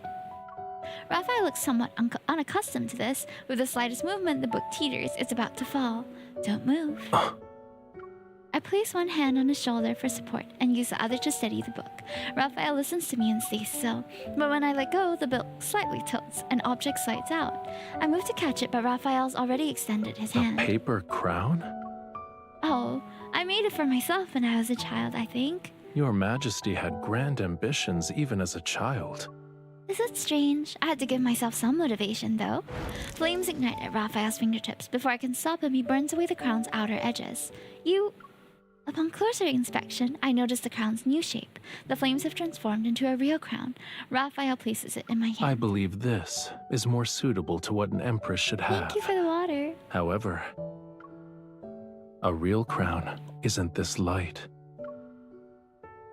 I cradle the crown and place it on the top of my head. So, watch me. Its weight doesn't matter, and I won't let it fall. Hi, Gerunio. Welcome, welcome. Have a good stay. We are playing through Raphael's story right now, and then we'll have Sylus and Calypso to go. Days quietly slip by in rehearsals and preparations. At long last, the play's final act arrives. It's being performed on stage. The god is supposed to lure the monarch into a crowd of bewitched citizens. Ultimately, the ruler is killed by a god. But I don't like this ending. If you are a mortal, then do not resist the gods. The god continues to lure me in so that I can move closer to him, but another ending flashes through my mind. No! I seize the grapevine that symbolizes the god's power. I act as if I've only been pretending before. Raphael is momentarily stunned, then he understands what I want to do. His expression shifts as he improvises according to my performance. I never thought it was simply an act. Correct. What I truly wanted was to imprison you and make you serve me. The other end of the grapevine is still in Raphael's hand, but neither of us is willing to let go. I use a bit of force. Unexpectedly, he allows it and clasps my palm. As you wish, my liege. I am now in your hands. However, everything between us won't end on a simple note. It's just as I intended. Raphael continues to improvise with my performance. When we leave the stage, the audience thunderous applause erupts from below.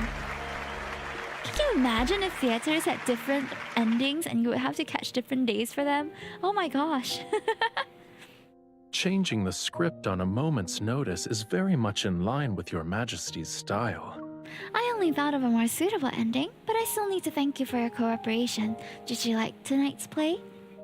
Your Majesty never spoke to me like this before. Is that so? What was I like in the past? I already noticed it myself. I no longer formally speak with Raphael. As we head backstage, I review the holographic comments. The court and the Empress have reconciled. Could the reason be that Her Majesty and the Sanctart have a secret relationship? Did anyone see the Sanctart squeeze the Empress's hand? That was so romantic. What are they talking about? These people truly enjoy wild speculations. A secret relationship? It's not entirely outlandish. Even though the text is clear, Raphael acts as if he can't see it. He leans in toward my ear. My heart skips a beat and I cough while putting away the hologram. Their remarks don't upset you? Why should I be upset? Raphael stops. From here we can see the fireworks being set off outside the palace. He reaches out and ignites a small flame. The fire rises into the air, gently bursts and merges into the night. It's not unique. People can only speak freely when there's no plague or disaster. I guess you're right about that. They can say whatever they want, without any constraints. Raphael turns to look at me. In the firelight, we lock eyes. You were correct, Your Majesty. Tonight's revision was well done. The game between the god and the monarch won't end at that moment. All the underlying meaning to what they're doing is so good. For Your Majesty, the stars will witness your glory and coronation. Your chosen dance partner awakes. His prayer will be the anthem for your coronation. His chants as sweet as fine wine. The pact between the Empress and the Sanctart Court will serve to protect the nation and its people. I do.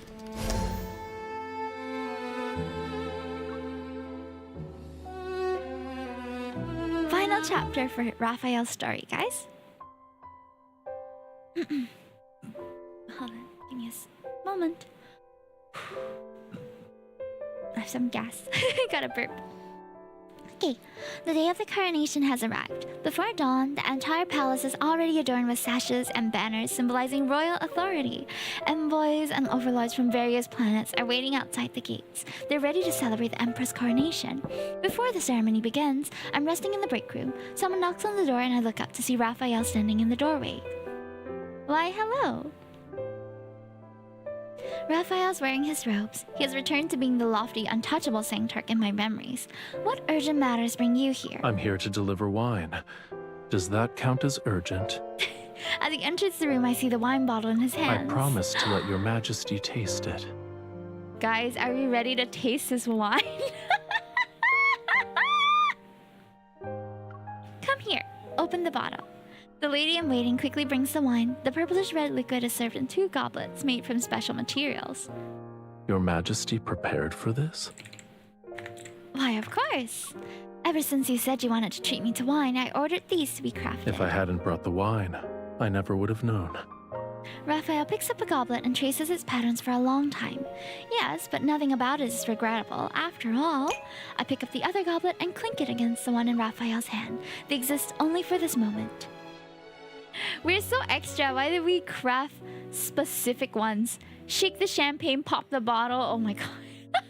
It's wine, hello? Wait, is champagne wine? It's not, right? It's like a different... Never mind. I don't know. Shortly after, the coronation ceremony officially begins. Starting from this moment, you will be revered by all. Your will shall become the will of the planet. I shall bestow upon you the crown that symbolizes glory. Starting from this moment, you will be revered by all. Your will shall become the will of the planet. Your Majesty, do you swear to protect the lands it reflects until you breathe your last? You shall bear solitude and glory all the while. I do. In the Stella Ocean's name, I shall bless you, my Empress. Raphael places a crown on my hand. When our gazes meet, I give him a gentle smile. Raphael, I believe this will only be the beginning. I look forward to it.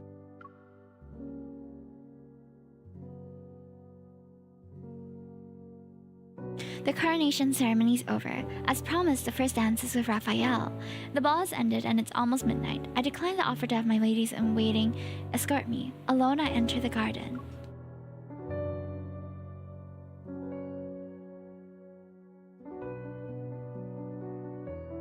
Without realizing it, I find myself in front of the giant aquarium again. In the same gentle season, even the flowing light in the water remains unchanged. And in a similar position, a familiar figure stands. You must really like this aquarium. I wouldn't say that. In any case, I just happened to be passing by. I walk to his side. The light blue light and shadows from the water envelop us. They create a dizzying illusion of us floating with the current. A quiet second passes, then Raphael's... Can y'all just saying chin chin in the... in the chat? Oh my gosh. Wait, isn't Raphael's Chinese name Chincha? Is it? Raphael Chinese name... Qi quite close.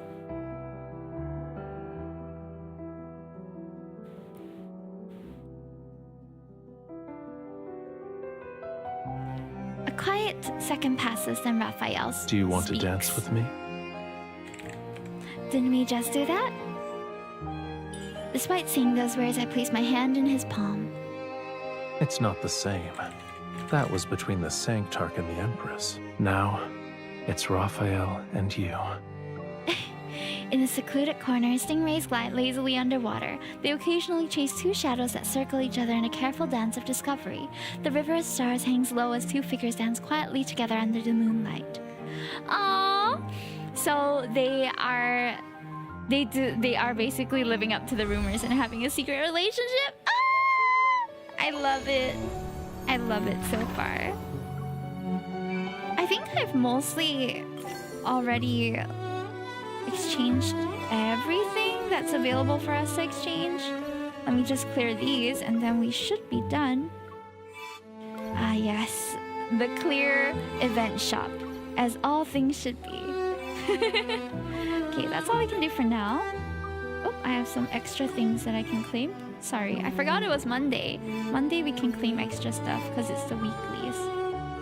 Alright guys, I'm gonna take a short 5-minute break to go to the toilet as well. But we're gonna come back and...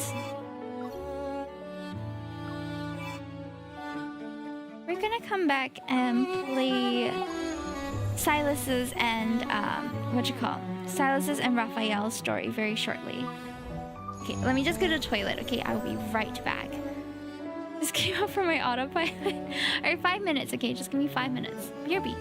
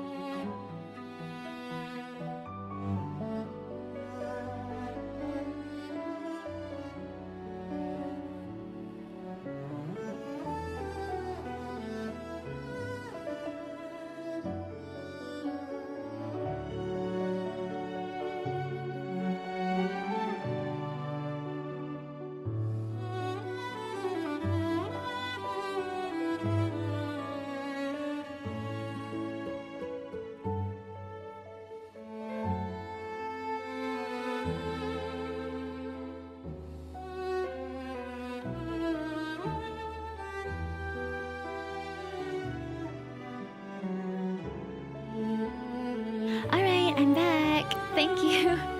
Alright, we are going to be playing Sylus's event story now. So in this event, Sylus is from another planet called Chaosy, and he is something of our fiance because there was a pre-established marriage arrangement between the two nations prior to our coronation.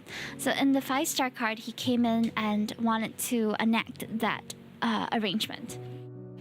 Okay. In the cosmic year 649, the Emperor's Empress is about to be crowned. The entire palace is bustling as it prepares for the coronation ceremony. Rest well. As for my fiancé, the one the entire nation eagerly awaits to see, he's just arrived, and he'll be the leading actor for the play. He arrived 2 days early. How are the preparations for the welcome banquet coming along? The banquet is ready to begin at any time, Your Majesty. Wonderful. I nod and step into the reception hall. Rest up. By the window, Sylus is gently toying with a lone bloom. Its petals curl and unfurl at his fingertips. The lone bloom might look beautiful, but it's very temperamental. Provoke it too much and it'll bite. Hearing my voice, Sylus looks up with composed Your ease. Majesty's reminder has been duly noted. As soon as the last word leaves his lips, the lone bloom suddenly unfurls its petals to reveal sharp teeth hidden within its center. But Sylus remains unhurried. He tosses a rubious fruit to it, and the lone bloom is now docile. If you offer some incentives, you might get a favorable outcome. It's okay, Hime doesn't mind the bite. Look, that's a plant you're talking about. That's not me. The lone bloom coils around Sylus's finger and begs for... You know what? That might be us, actually. Oh my god. I don't think you did. Seeing him toss in a few more, I look away. Mr. Sylus is so skilled at offering incentives. What benefit did I give you? Surely it justifies the trip you make to the Empire. You address me so formally. I thought Your Majesty chose me because we shared the same kind of connection.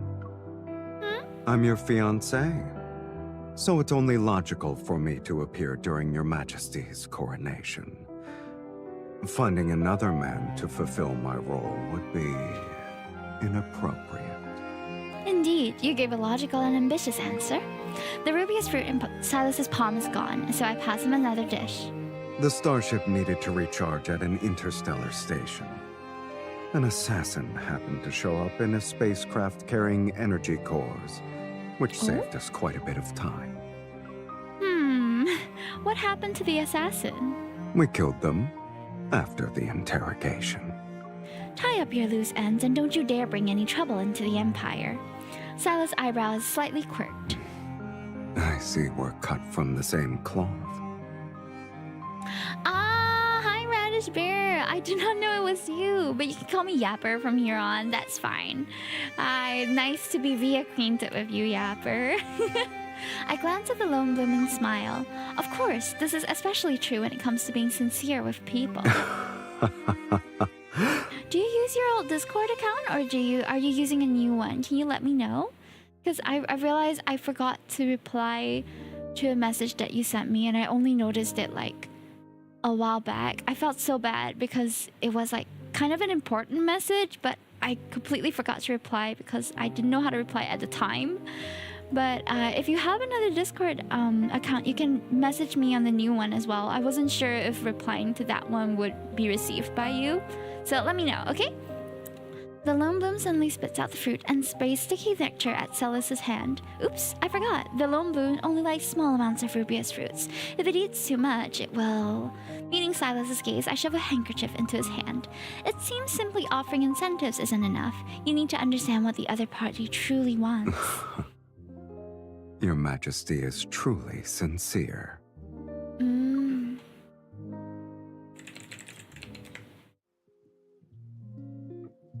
According to the Empire's traditions, I must perform in a play before my coronation. It's part of the ceremony festivities. After the banquet, Sylus and I head to the Grand Theater to rehearse the Key of Ruin. The story begins with a deal. When all the main character's desires are satisfied, the devil will own her soul. But her desire runs as deep as a bottomless chasm. Even though the devil grants her eternal youth, wealth, and power, and even transforms into a handsome man to seduce her, nothing can fill that void. In the end, even the messenger of desire is defeated by its most devout believer. Oh, the song choice for this. This adaptation is dedicated to the great bard who brought the original work to the Empire. From the front seat, Sylus finishes reading the credits on the holographic screen. The play's exact origins are lost in history. Legends say it's a fragment left behind hundreds of years ago by a bard who wandered among the stars. A person can find new revelations in great works after each viewing. Thank you, Your Majesty, for specifically choosing my favorite adaptation from a variety of scripts. It looks like we share a fascination with human desire. I chose this version because it appeals to me. Just like the main character in the story, I want too many things and I'm never satisfied. Resources, power, I could go on.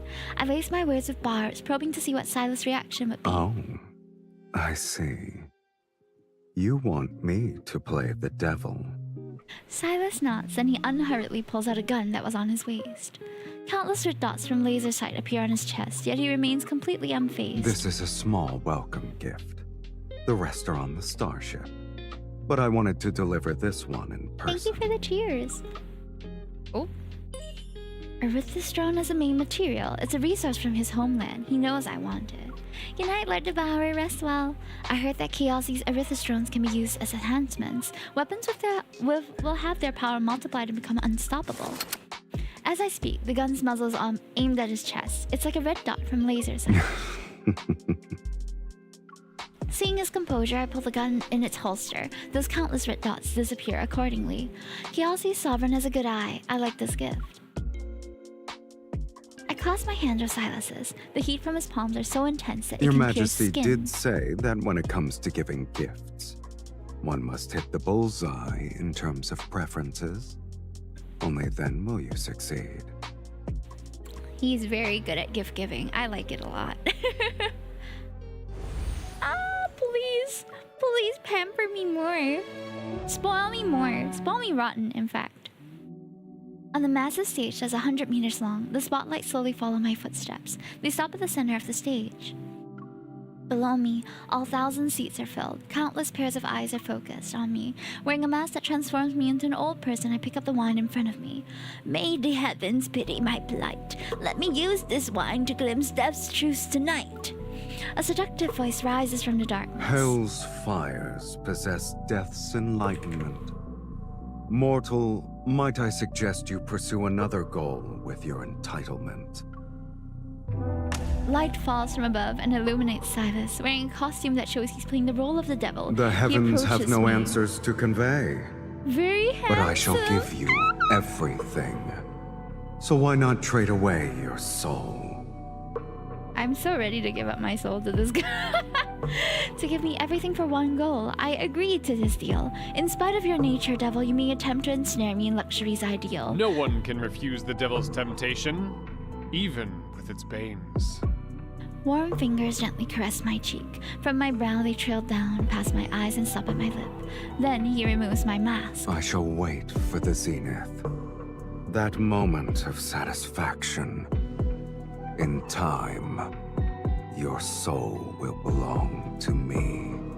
Thundering applause surrounds us, but what I see is an unabashed desire to conquer in Sylus's eyes. Ooh. Conquer who? Us? Us? Me? Okay. The curtains fall and I change out of my elaborate costume before returning to the dressing room. Sylus is leaning against the makeup table, holding a newspaper I didn't finish reading since we had to go on stage. Chaosi's sovereign traveled day and night without taking a break. Wow. It was just so he could see his beloved Empress sooner. They certainly embellished your Although character. they're bound via an arranged marriage, their sincerity is touching. But is it truly a union of forces? Perhaps resources are only being merged. The more Sylus reads, the more obvious his amusement becomes. I didn't expect your majesty to care so much about our relationship. Me? But your country's news outlets are creative and fond of flowery rhetoric. Well, it wasn't my doing. I almost choked. Then I grab the newspaper and flip it face down on the table. Chaosy isn't any better. Their newspaper says Mr. Sylus is exceptionally talented. I've yet to see any evidence of that. Then you should spend more time observing your fiancé. Before I can say anything, someone knocks on the door. The lady-in-waiting who enters glances at Sylus, then silently stands at my side. You may converse. Sylus turns and the lady-in-waiting activates the encrypted communication device. Information floats in the air. In summary, Sylus is here to kill me. I read through the piece of classified intel that I carefully prepared for Sylus.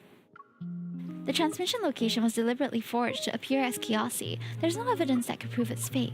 The lady-in-waiting withdraws, and I clear my throat while looking at Sylus's back. I hold out the encrypted communication device. Mr. Sylus, I think you should see this message. His low growls. But I believe you. Someone must be trying to use this to undermine the trust between us. They'll take advantage of that opportunity to harm you. Since their target is you, I should assign guards to your room. Then I can see what you're planning to do in the Empire. It's a simple method, but the reasoning is thorough. Even if he sees it's my handiwork, he can't just say no to my good intentions. I look at Sylus with feigned sincerity, the corners of my mouth slightly curled up. Guards? Wait. Sylus grasps my raised hand and an encrypted communication device is pressed into my palm. Your Majesty's frankness is humbling. Let me be honest. I also received an encrypted message. I turn on the communication device. Its contents say I want to kill Sylus so I can take the Erythrones. I did want to do this, but it would be in the distant future, not now. These encrypted messages were sent on the same day. and both of them are from Chaosy. I suppose it's someone's idea to divide and conquer. Possibly. Since this is the case, there's no need to increase the number of guards.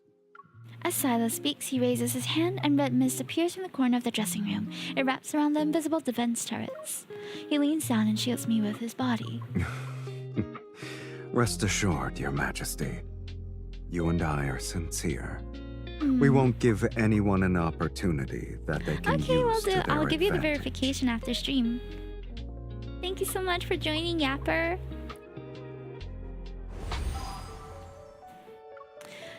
Silas's story seems a bit longer, doesn't it? It could just be me, though. Since the play received great acclaim, the court decided to invite reporters to the palace for rehearsals. This will be an opportunity to enhance my reputation. The reporters even sent out Gossipbot on record today. Gossipbot, what? Gossipbot to record today's rehearsal. I didn't know there was a bot like that. And sure, you may add me again. We'll be going through the scene of the devil transforming into a handsome man so he can seduce humans. Within the majestic, vast music hall, music from a pipe organ flows from Silas's fingers. No problem. As the piece ends, he rises and bows. Then he gently kisses the back of my hand. My dearest, beautiful lady. Oh? It is an honor to play this piece for you. Tomorrow night, delights will ensue. So please allow me to invite you to one dance. T-bot, I can't real. wait to see you again. That music was beautiful, sir. My heart is moved and I'm compelled to accept an invitation from a connoisseur. Sylus looks up, his gaze carrying a boldness that doesn't match his lines in the script. Stop! The rehearsal is over. It was perfect. We need... The director excitedly heaps up praise. When he leaves, I withdraw my hand from Silas's palm. Too bad he couldn't see the look in your eyes that went beyond acting. Chaosy could never produce a refined, elegant gentleman. Besides... As he speaks, Sylus waves the script. It says here that you're supposed to fall in love with me. I didn't sense any romantic feelings from you either. Your Majesty, fooling the audience is enough. There's no need to exhaust ourselves trying to fool each other. Recording complete. Her Majesty and Chaosy's sovereign share a deep spiritual connection. Your country's reporters always have that same old style. Guards, please. Before I can continue, a massive red mist has already enveloped the gossip bot. It shoves it out of the music hall. I barely exerted myself. You're welcome. Thank you, Sylus.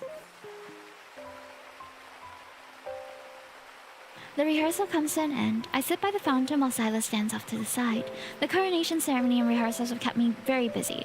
Meanwhile, he has nothing to worry about. I can't help but feel envious. You're so relaxed. Aren't you afraid that being away from Chaosy too long might give someone the chance to act out of line?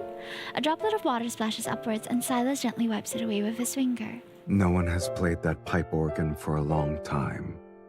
Don't you like music? Changing the subject. The music hall has its own sound system. Music can continuously play without a performer. I think music sounds the most beautiful when it's played by a person. Every note is under your own control. Our gazes meet and Sylus's lips curl into a smile. And by that logic, it's better to strike first than worry about their betrayal. I'll give them an opportunity to misbehave on a silver platter. You left Chaosy to make them show their hand. To use the Empress for your own schemes. Sylus, you're audacious. My feigned indignation is caught by Sylus' nonchalant words. You brought me to your territory because you wanted to test my character. Both of us are getting what we need to win. You seem pleased with yourself for seeing through my intentions, Sylus. Your Majesty is overthinking it. As Sylus speaks, he sits down beside me. It's not because I'm particularly clever. I can tell because you and I are kindred spirits. Oh? The same kind of personality. Interesting.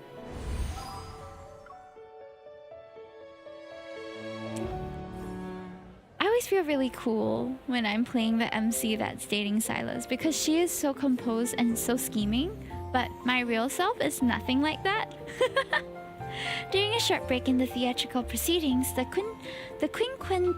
Neil Interstellar Weapons exhibition is held.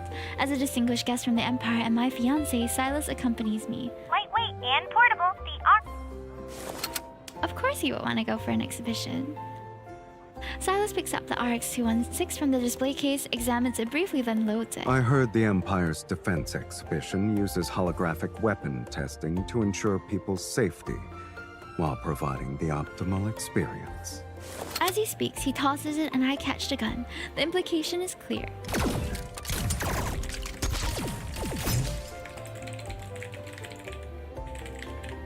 In the end, Sylus and I tie, even with the targets on the holographic screen still jumping and moving.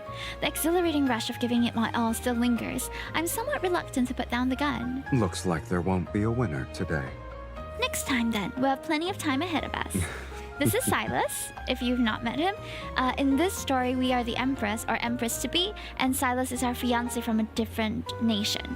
So we are both in a political marriage arrangement, but they slowly warm up to each other as we go along. So we are kind of halfway through the event story right now. They're kind of like very... They like to banter a bit, which is quite fun. Why are you laughing? I'm happy. You're happy? As expected. Your Majesty is a beautiful opponent. Oh, beautiful. It's a boring compliment, yet it fills me with satisfaction for the first time.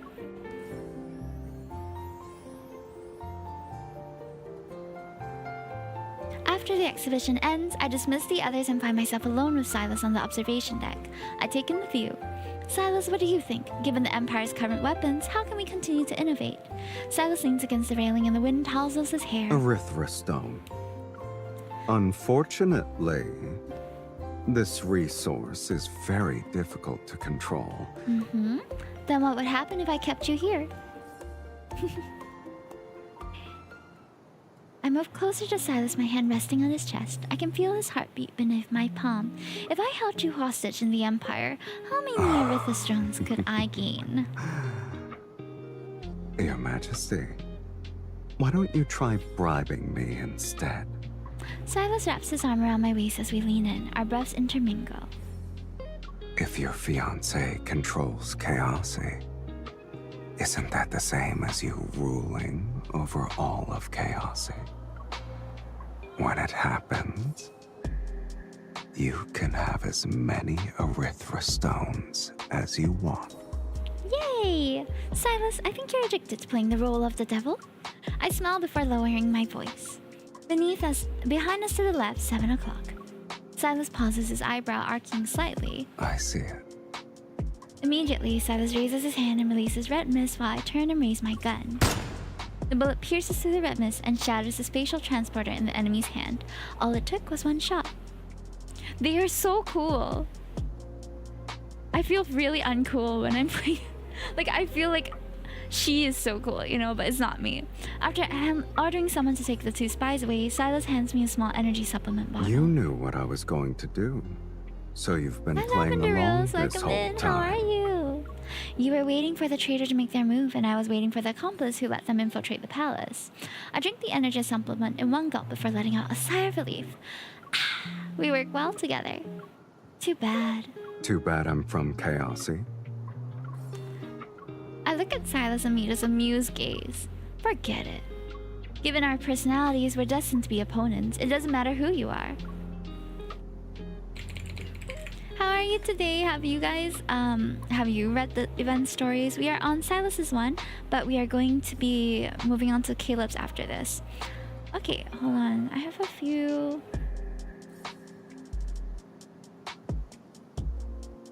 Okay, sorry. I got a few messages that I need to reply to later. But meanwhile, we are celebrating my birthday on Thursday, and next week we're going to have an appreciation stream. So if you would like to leave a message for anyone in the community, any of the mods, or me, you can go ahead and look at the pinned message on my Twitch, and you can click on it to leave a message on the Canva. I got the cards I wanted. I'm just watching reactions for Sylus and Xavier's. That's awesome. We played all the 5-star cards in the previous stream, so all of my reactions are there, but I'll also be editing the clips probably this week or next week, so stay tuned for that. Follow me on my socials if you really want to see my reaction. Some of them were wild, but I will say Xavier's one was the most like smooth sailing for me. I liked it a lot. Silas's one was really good too. I think I had the strongest reaction to Zayne and Caleb's though, because theirs were intense in my opinion. A return gift. Today's fight was satisfying. Sylus takes a gun and runs his finger along the barrel. L'Trace. What? It's a phrase in the Chaosian language. In the Imperial tongue, it's L'Trace. It means captivating arch nemesis. Is that what you're calling me? He's so charming. Shut up. Suddenly he spoke a different language. Ooh. 6-7? No 6-7. We have 5 and 6 chapters though. Rafayel finally came home first for once. It's usually Zayne that comes home first. Zayne usually comes home first for me too. I don't know why. After the Imperial Defense exhibition ends, I'm busy again, so my lady-in-waiting reports on Silas's Lord whereabouts. Sylus has We been are either playing the event musical stories now, instruments in the though music not the hall 5-star or reading cards. in the aerial garden these past. Sometimes he goes fishing in the. Go on. At this rate, he will find the Imperial arsenal. I don't think there's anything in there that he will enjoy more than his own weapons, though. That night, the steps of the boundless stairway stretch up toward the night sky's clouds. I discover Sylus is halfway up the staircase. You surely know how to enjoy life. Sylus doesn't turn. He only tosses red mist about, which allows me to sit next to him. Chaosy doesn't have buildings that almost connect to the sky. What's it like over there? It's a place where disaster and chaos coalesce. All those words that describe viability, they don't belong in Chaosy. Red mist flies from his fingers and envelopes the phantasmal-like floating objects beneath our feet. The area below turns red and the hue is reminiscent of a dark red Your flame. Majesty, if you were me, what would you do? Find another place to live, find another place to live? I would find another place that's suitable for living. Since my people have chosen to follow me, I'll never let them down. Even if it means taking other people's lives. Even if it means taking other people's lives. Sylus stands up, and beneath his feet is an endless expanse of dark red that spreads out. I'll remember your answer. Let's go, Your Majesty. He pauses, his gaze falling into the distant steps where a hunched figure sits. That's the Empire's best fortune teller. Are you curious? A little.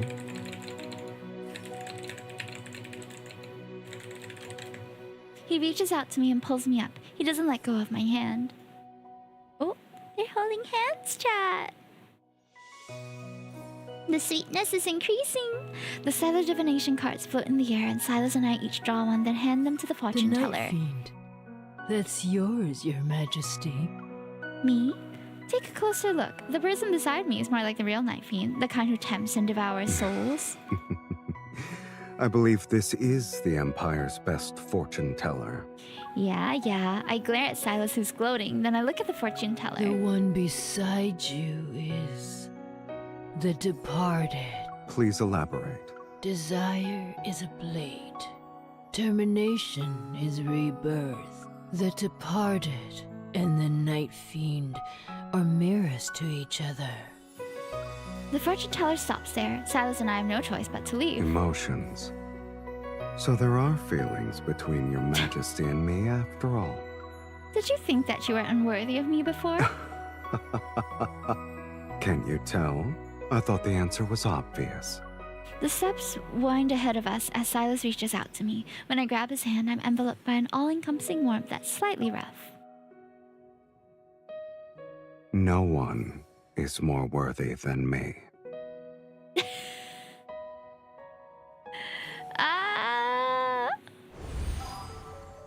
Last 2 chapters for Sylus's card, and then we'll be moving on to Caleb's card. Tonight will probably end around 10:30 or 10:45. In the same worn set that was used in Act 1, I lie on the bed and wear a mask that makes me look old. 80 years have disappeared. Oh. Wow, his look has changed too. The mist at my sight dissipates and Sylus appears before me wearing his costume. The mask covers his face. He's playing the devil, who's old. How did he change the script on his own? Since when did the devil age? I grumble inwardly while reciting my lines aloud. Devil, you cannot seize my soul. I shall return to a place you can never reach with the bells toll. Foolish mortal. You're arrogant when it comes to your greed. You know little of humanity's most evil fruit and its seed. Sylus walks to my bedside. I shakily reach out my hand and he tightly grips it. It's as if we've walked through an entire lifetime together, and now we must part before death. I shall be a witness to your regret. There is no remorse. I can't even say I'm upset. I only feel pity that with this last modicum of life force, if you didn't take my heart, I could have obtained pure love. At long last, the devil is met with failure thereof. Death's long requiem resounds.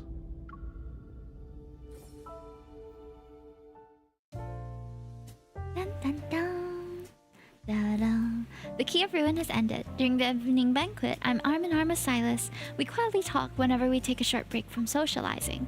You look good even with a mask on, but why did you wear it? The devil doesn't need to grow old. It's called being dedicated to the script.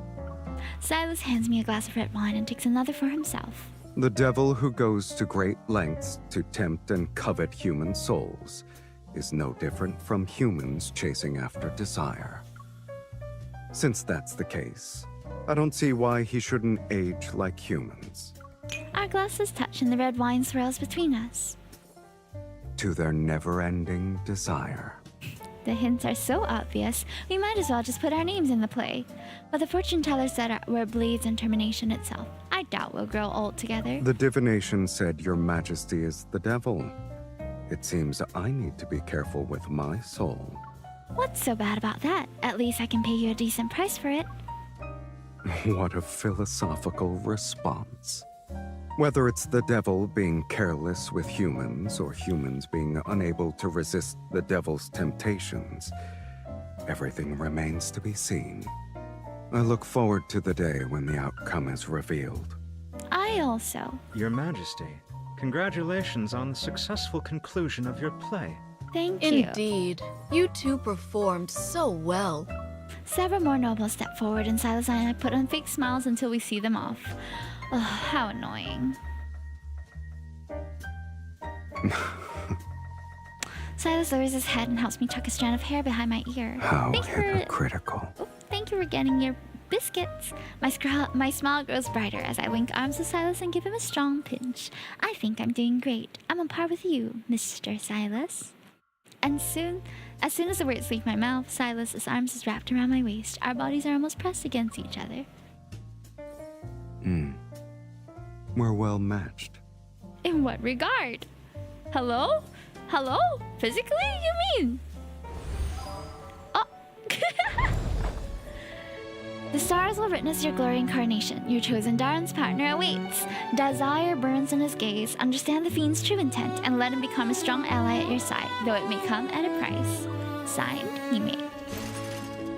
It is time for the last chapter with Sylus.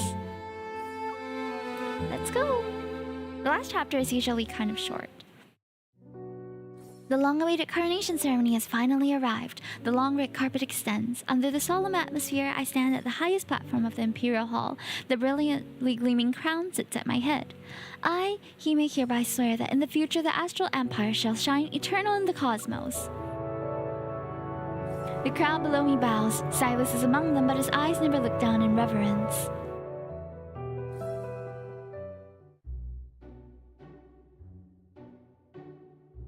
At the ball, my dress spins across the dance floor and interweaves light and shadow with Sylus' formal attire. Your Majesty seems to be in a good mood. Now the entire galaxy knows the Chaosi and the Empire will serve each other's blades. Many planets with rebellious intentions are more compliant now. Sylus turns his wrist and I follow his steps. I glide away before moving closer again, then I'm pulled back. I also heard you dealt with several of Chaosi's troubles. For the past few days, I've been more curious about your assessment's results. How did I do? The music grows softer, and as we draw close, our warm breaths mingle at the tips of our nose. Intelligent, capable, talented, the resources you have are also impressive. You're a decent fiancé. You didn't mention the word love. It doesn't sound like you're describing your fiancé. It's almost as if you're talking about an enemy. I raise my eyebrows. Sylus' low chuckle settles between us, our steps moving with considerable rapport. However, I suppose this is the answer I expected. I like it. I like it too.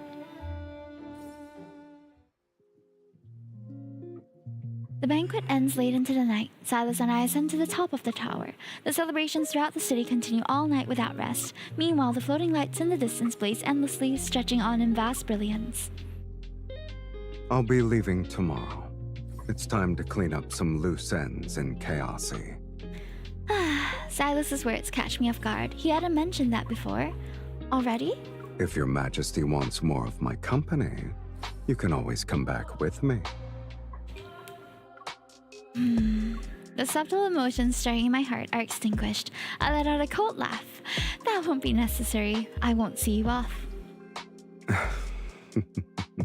As the night wind blows past us, a jacket still warm with body heat is draped over my shoulders. I'll take you to see my homeland next time. And then use me to do something in your territory? Yes. I scoff and adjust the jacket. Be careful not to die on your way back. No one in the cosmos will be kind enough to send you back to Chaosy. You're so harsh. Likewise. Make sure the throne stays secure, and tightly hold on to what I want while you're at it. You're not any better. After hearing Sylus' laughter for so many days, I'm starting to find it somewhat pleasant. Sylus, you're not wrong. Our relationship is exactly like the one between the devil and the humans. Some of our desires can only be fulfilled by us. We're cut from the same cloth. As he says this, he turns and holds out his hand to me. A kiss lands in the back of my hand, but his gaze doesn't waver, bold and confident as always. We'll see each other again soon. The night wind surrounds us and his warmth envelops my body and palm. Maybe his words ring true, just as the divination foretold. From the beginning to our future, we shall pull and clash with each other in our desires.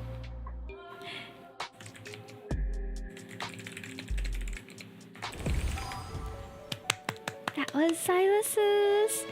I'm so sad that they didn't end up just like staying together, but I guess with marriages like this, it's to be expected. They have to travel between each other's locations. So next up, we have our beloved Caleb. We're gonna be playing his cards now. This will be the last stories of the night, so if you're still here, you can get a snack. Don't forget to get comfortable. Stay hydrated. Speaking of, let me just drink some water too.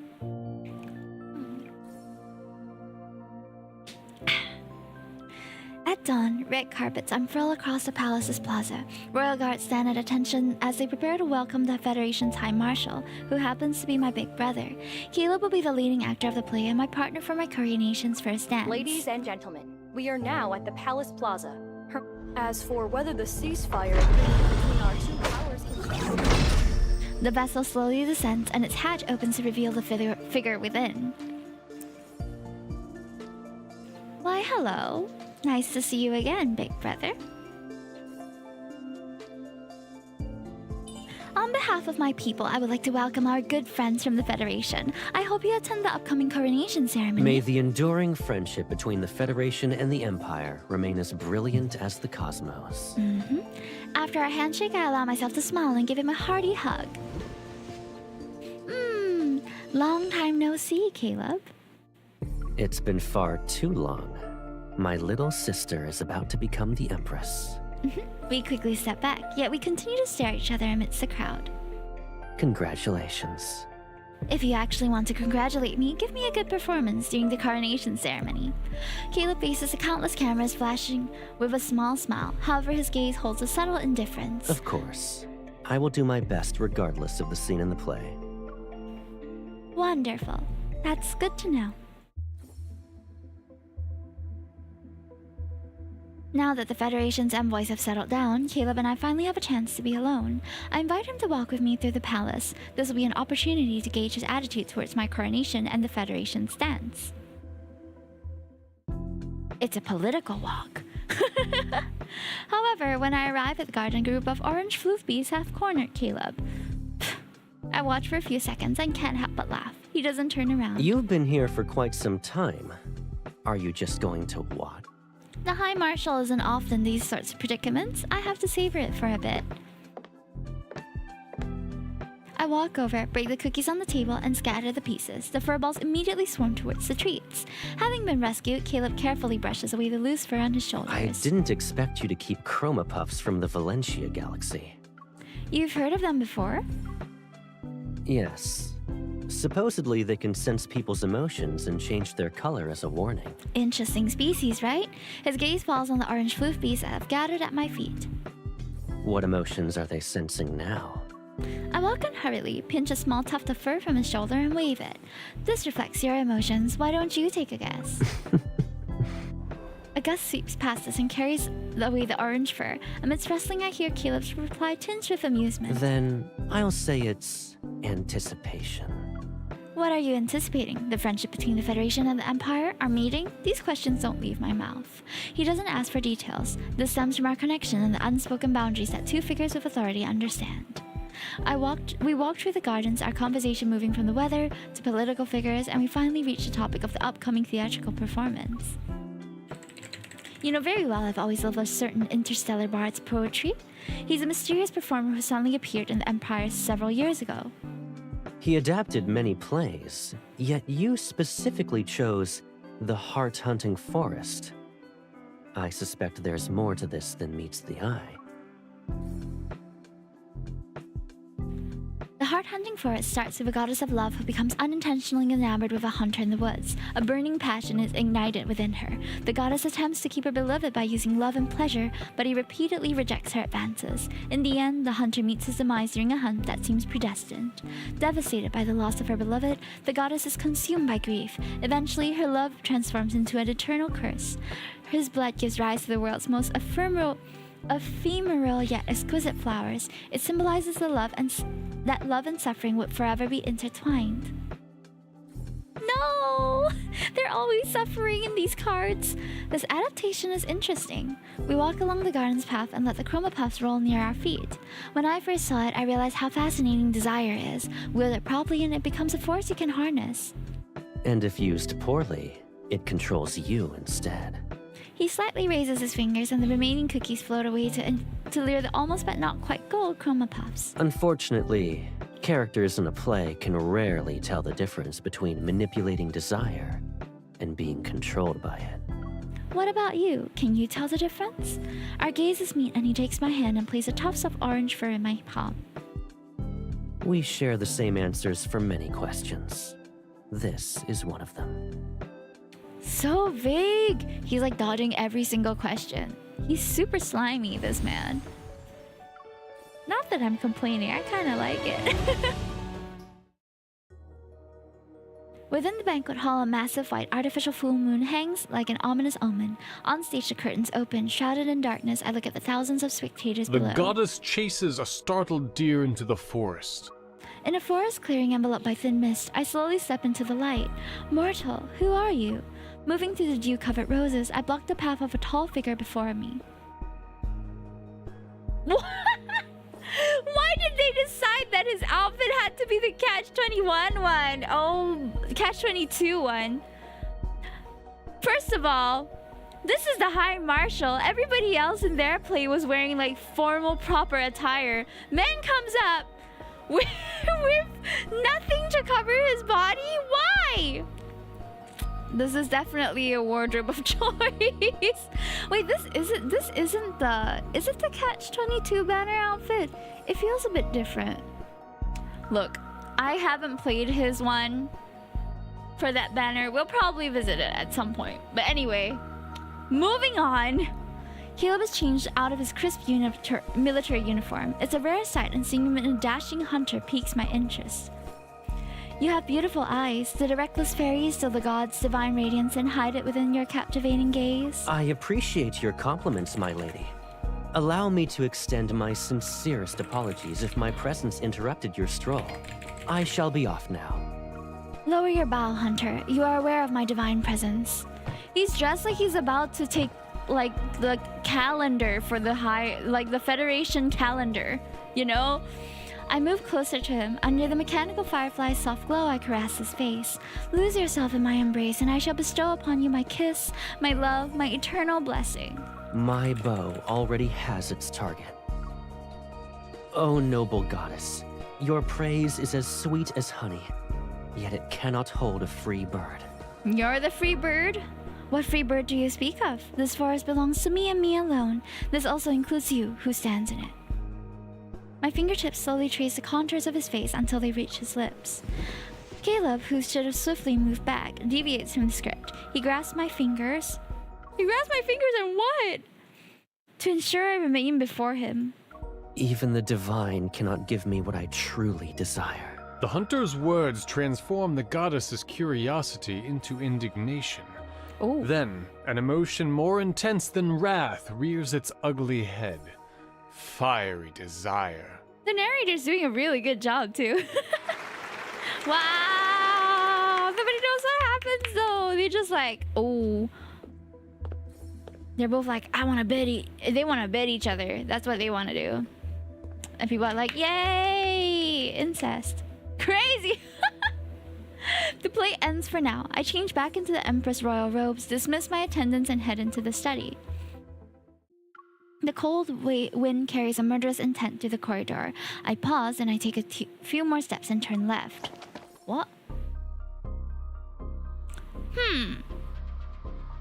I'm greeted head-on by the tight embrace. Shocked, I look up. It's Caleb who's wearing his military uniform. He just, like, straight up glommed us. Finding you is no easy task, Your Majesty. I've always wanted to stargaze with you at the observatory. Tonight should be the perfect opportunity to do that. He sounds like he's about to kidnap us there. Caleb firmly holds my waist. We lock eyes and I slightly raise my eyebrow. It's just the observatory. Since the High Marshal wants to visit, we can go.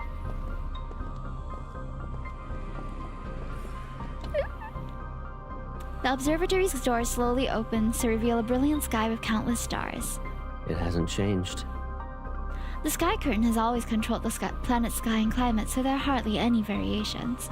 We walk near the floor-to-ceiling windows until magnificent warm light appears on the horizon. These are the warmest, most commemorative colors that the sky curtain only displays during a monarch's coronation. Sometimes the slightest change is enough to bring people joy. Yes. Though, these changes are also artificial. He doesn't linger for the glow. Instead, he stops before a very small window that shows an exceptionally dark night. You kept the window that shows the real sky. When you live alone in a carefully constructed world for too long, it's easy to forget what reality actually looks like. Take this coronation ceremony, for instance. No matter how festive it is, we must remember the opportunist and troublesome individuals lurking around. As I speak, I give him a meaningful look. Our gazes meet, and he pulls me into his arms. Then, he turns us halfway. Shots from several weapons fly out the corner, but they're blocked by a barrier that materializes in midair. An invisible force lifts the assassin. Soldiers immediately emerge from the shadows. They nod at me before they drag the assassin away. At long last, it's quiet. Indeed. It's a shame your empire leaks like a sieve. Ugh. The next disturbance isn't in the distant future. I'll still be able to draw them out. The trouble they'll cause is negligible. Speaking of which, you were quick to provide assistance. Are you worried about me, or do you want to help me? I look into his eyes and try to catch a glimpse of the feelings I've touched, but all I see is my reflection. Maybe I just wanted to appreciate the night. It's unfortunate that luck wasn't on my side. Never mind, you can keep your secrets. Besides, I point towards his heart. I'll get the answer to your heart someday. The assassin's ever in the mood. Are we still going to appreciate the night? He takes my hand as we push open the window of truth together. A dark gray real sky appears before us. Let's appreciate this instead. A sky controlled by sky curtain might be beautiful. Yet only reality can give people a sense of meaning. Familiar warmth passes between our fingers while the night wind disperses heat once more. I choose reality, even if it's cruel. Oh?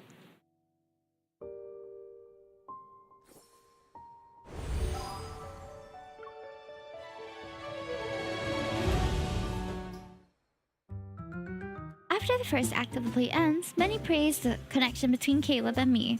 Just when everyone thought the two nations might be able to coexist peacefully... Stop! The music pauses and I move my foot off Caleb's for the 6th time. Your Majesty, High Marshal, forgive me for being blunt, but the first... Your Majesty, we need to be... My shoes aren't important. but the Empire's dignity is a serious matter. Well, the music starts again. I can't help but feel annoyed because of Caleb's sincere expression. The Federation recently snatched the Lorne Galaxy's long-haul vessel production line for next year. It was done under the Empire's nose, and now they're putting on an act. But if I ask for the goods directly, he'll simply make a joke and ignore it. What are you thinking about? Caleb's voice suddenly resounds and I snap back to reality. He tightens his grip on my hand. I was thinking about tomorrow night's performance. I flash a smile and use the music's rhythm to move closer to him. I'd like to hear your perspective. Why did the hunter refuse to accept the goddess's love? Perhaps in the hunter's eyes, the goddess was only treating him as a plaything. Or he knew that their love was destined for tragedy. For him, an unequal love is a room without windows. Entering it would mean he must abandon his identity and purpose as a hunter. And for someone who yearns for freedom, this would be a form of self-destruction. Do you also yearn for freedom? We aren't the same. But I can say one thing is for certain. That kind of self-destruction would be more agonizing than having your foot stepped on 7 times. Ugh, my smile freezes, which only brings amusement to Caleb's eyes. He infuriates me to no end. I take a deep breath and continue maintaining my smile. I also think the two of you aren't alike. You're a smart man. Surely you're aware that some things are worth more than abstract notions of freedom? That depends on what's being offered. Mining rights to 3 resource planets on the border? In exchange, you hand over the starship production lines you stole. I cut to the chase, but Caleb laughs. So that's why you're upset. Unfortunately, I'm not particularly interested in mining rights. Smiling, he puts on a magnetic stripe card into my hand. But if you lose, you'll have to do me a favor. You won't be humiliated or anything of that nature. After all, I'm a clever man. We have a deal. A new song starts to play. I take the initiative and change my moves, but he follows me perfectly. Your dancing has improved considerably. Is that it? As our hands separate, I take the card back. But Caleb shifts his palm. The card and I are pulled into his embrace. The struggle is discreet yet intense. The music reaches its finale and I'm about to cross the card when... The familiar face moves closer. My steps falter, but the song doesn't end until a second later. With hands on my waist, Caleb locks me in his embrace, his warm breath tinged with amusement. I won. I come to my senses, only to find that Caleb has taken the card. I huff and pull away. We agree to the deal, so what do you want? Ever since I've returned, there have only been banquets and diplomatic obligation. As he speaks, he grabs my wrist and the other hand brushes against my cheek. His fingers touch my hair that's damp because of the sweat. I'd like to have dinner with you in a few days. Oh, that's simple enough. We can do that, right guys?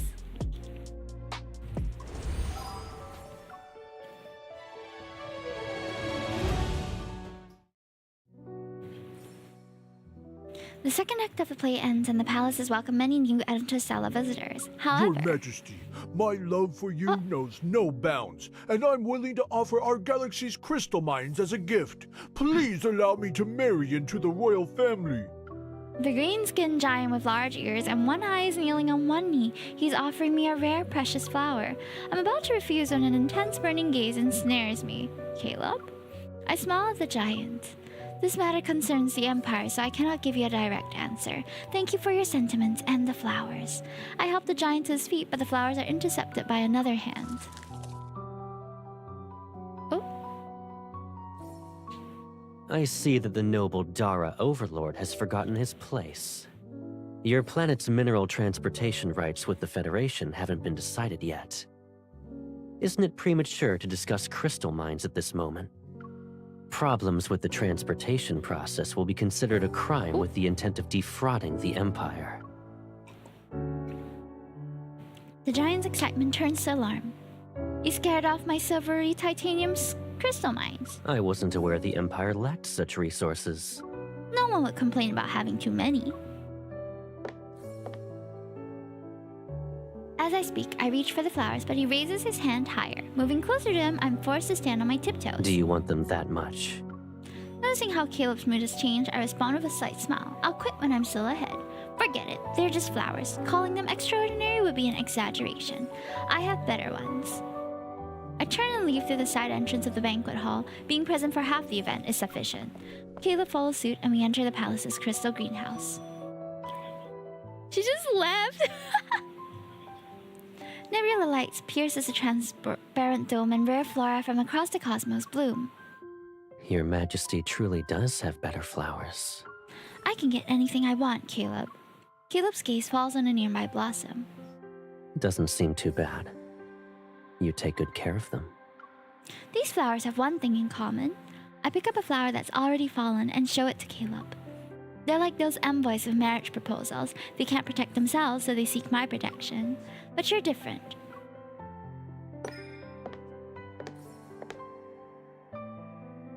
I approach him and look into his eyes. Caleb, why do you actually return here? I place my finger on his chest and feel a strong heartbeat. The Empire's approval, the Emperor's favor. You gained all of that when I chose you to be my leading actor. His fingers slightly touch. The flower in my hand spins and floats before he grasps it. I'm extremely greedy. I want the Empire's most precious treasure. The most precious? An answer seemed to form in the depths of my heart, but his attitude these past few days leaves me uncertain. My guess can't be incorrect. I refuse to be the first one to lose. If you want the most precious treasure here, you'll have to exchange it for something with the greatest value. More and more people are eyeing Lawrence long-haul vessels. Can the Federation dominate the entire market by themselves? As I say this, I take Caleb's hand. Why don't you let the Empire take a share? You'll benefit from it. Caleb pulls away and my heart sinks. But then he moves closer and places the flower in my hair. Let's wait until your coronation's first dance ends. Then we can discuss collaborations. This is the treasure I want. All you want is dance? Yes. For me, it's already precious. We can do that. We can do a dinner. We can do a dance. And soon he's gonna ask for more and more and more. It's like a conditioning technique, you know? Start small and then build up to asking bigger and bigger things. After losing the bet to Caleb, I'm soon greeted by the day and we'll have dinner together. However, I didn't expect him to dress me up as a lady-in-waiting before we left the palace. What made you decide to carry out this secret outing? In the palace, it's nothing but official business or societal obligation. And Your Majesty, don't forget I'm from the Federation. Even though Caleb says those words, he orders a table's worth of the Empire's signature dishes once we sit down at the restaurant. Try some. He picks up a chicken wing covered in green sauce for me. Its skin is crispy, the sauce is fragrant, and the juices burst from the tender meat. This authentic imperial cuisine. I lied to you earlier. If I don't have business to attend to, I explore the Empire sometimes. Conditioning! Again, he's just lying to us about little stuff so we'll be comfortable when he lies about big stuff. I assumed that was the case. He's so... I told the restaurant's owner I wasn't a local, so he recommended a multitude of signature dishes. I'm surprised to hear this. That's their specialty, but it's a bit too bitter. You actually ate it? I did. I'm certain you drank at least 3 large bottles of water. It's a shame you weren't there. I would have asked you to partake in my suffering. He's jesting, but the truth is, ever since we were children, he had never let me truly suffer from life's bitterness.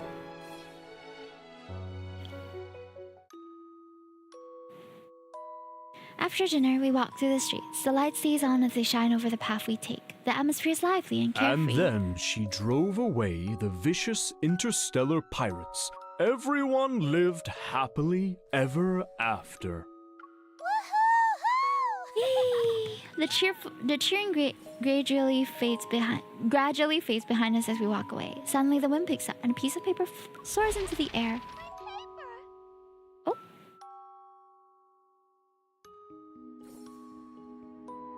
An unseen force controls the fluttering document. It falls into Caleb's hands. It unfolds to reveal childish brushstrokes that outline bustling streets and everyone's smiles. Sometimes, what children see is the actual reality.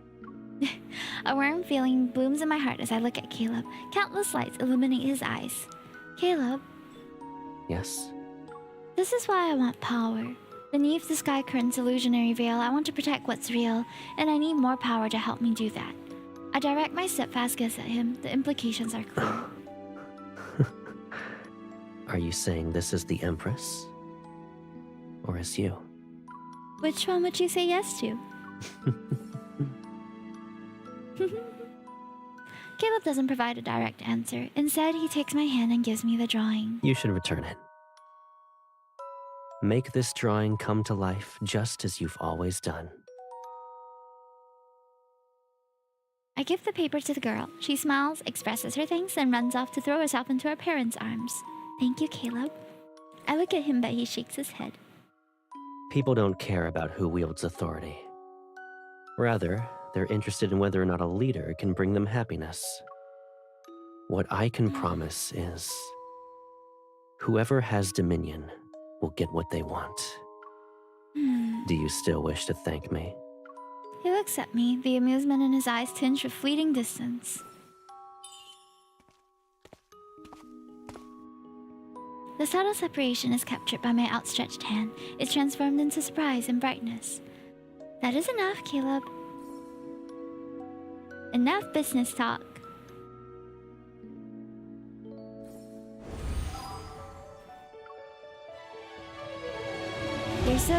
They're so like,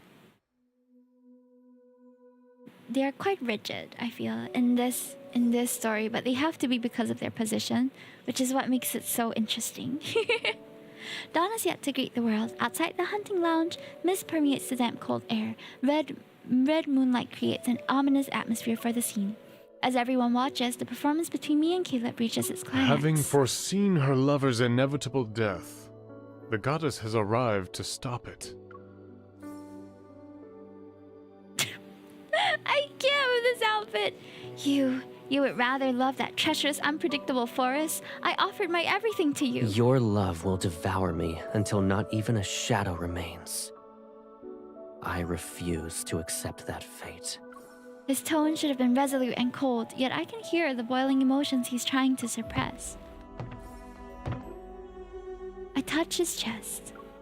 I'm not interested in vague responses. I only want one answer from you.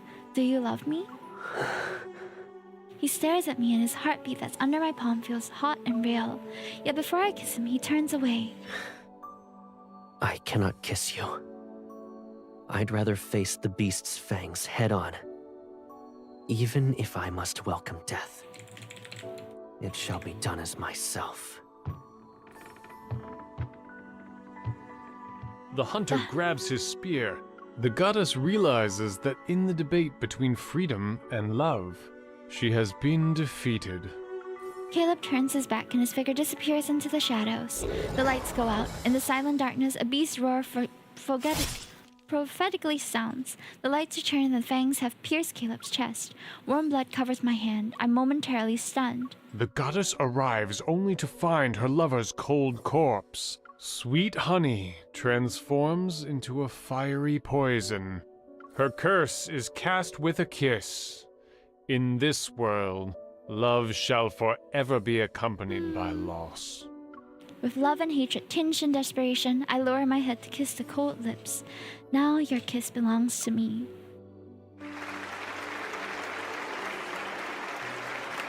Good job! The performance ends and the curtains fall. We're separated from the thunderous applause. Behind the curtain, Caleb and I look at each other in silence until his warm fingers touch the corner of my eye. I come to my senses. It's been a long time since I've seen you cry. The moisture on my cheeks disappear under his gentle touch, but I turn my head and move away from his fingers.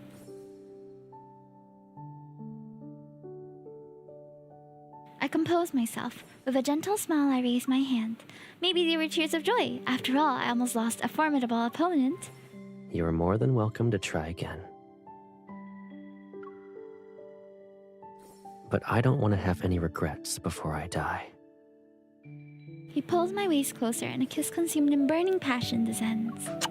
It's brief, yet when our gazes meet, the emotions in his eyes seemingly last a long time.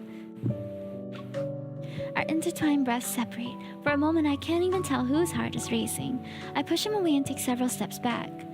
Caleb, the play is ended. Getting lost in your role isn't a good thing.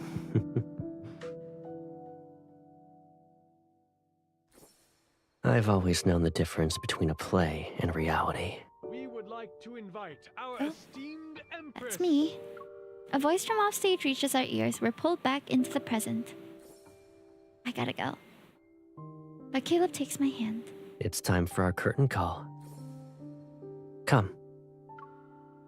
Until the curtain falls, at least we'll walk together toward the end.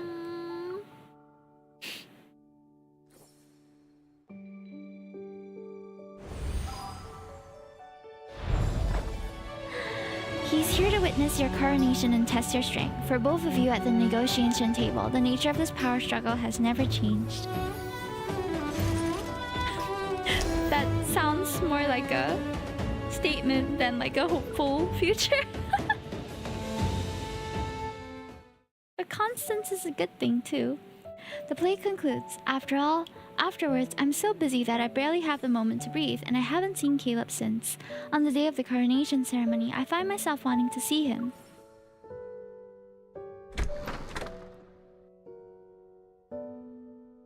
When I find Caleb, he's reading. He doesn't appear to be surprised when he sees me. Your Majesty has been busy with the preparations for the coronation.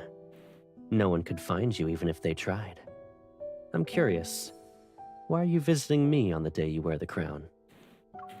Are you anxious? A little.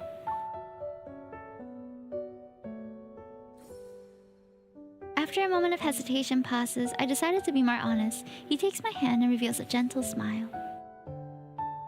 No wonder your hands are cold. Anyone who didn't know better might think your Majesty's royal robes weren't warm enough. Caleb. The unease in my heart disappears, but I don't want to show the change he's caused. I'm here to visit you, and all I get is a joke or two? I know. I shouldn't have done that. It's not too late to prepare an announcement. During your coronation, the Imperial citizens will learn that the Empire belongs to the Federation. Since you refuse to do it, you can let me handle this task. I scoff, take back my hand, and hit the book he's holding. The High Marshal should focus on reading. We'll have plenty of time in the future. Empire belongs to the Federation. At last, the coronation ceremony begins. Under the watchful eye of the crowd, I stand on the steps covered in the red carpet. The magnificent yet heavy crown is placed upon my head. I swear to defend the Empire's territory and glory until I breathe my last. The weight of the crown presses down on every word I speak. My gaze meets Caleb from across the room. This is the 4th time it's happened since the coronation ceremony began. You've been watching me all along. As if he can hear my thoughts, he makes eye contact with me whenever I look in this direction. Then keep looking. I know you'll always be by my side. The role you'll play doesn't matter.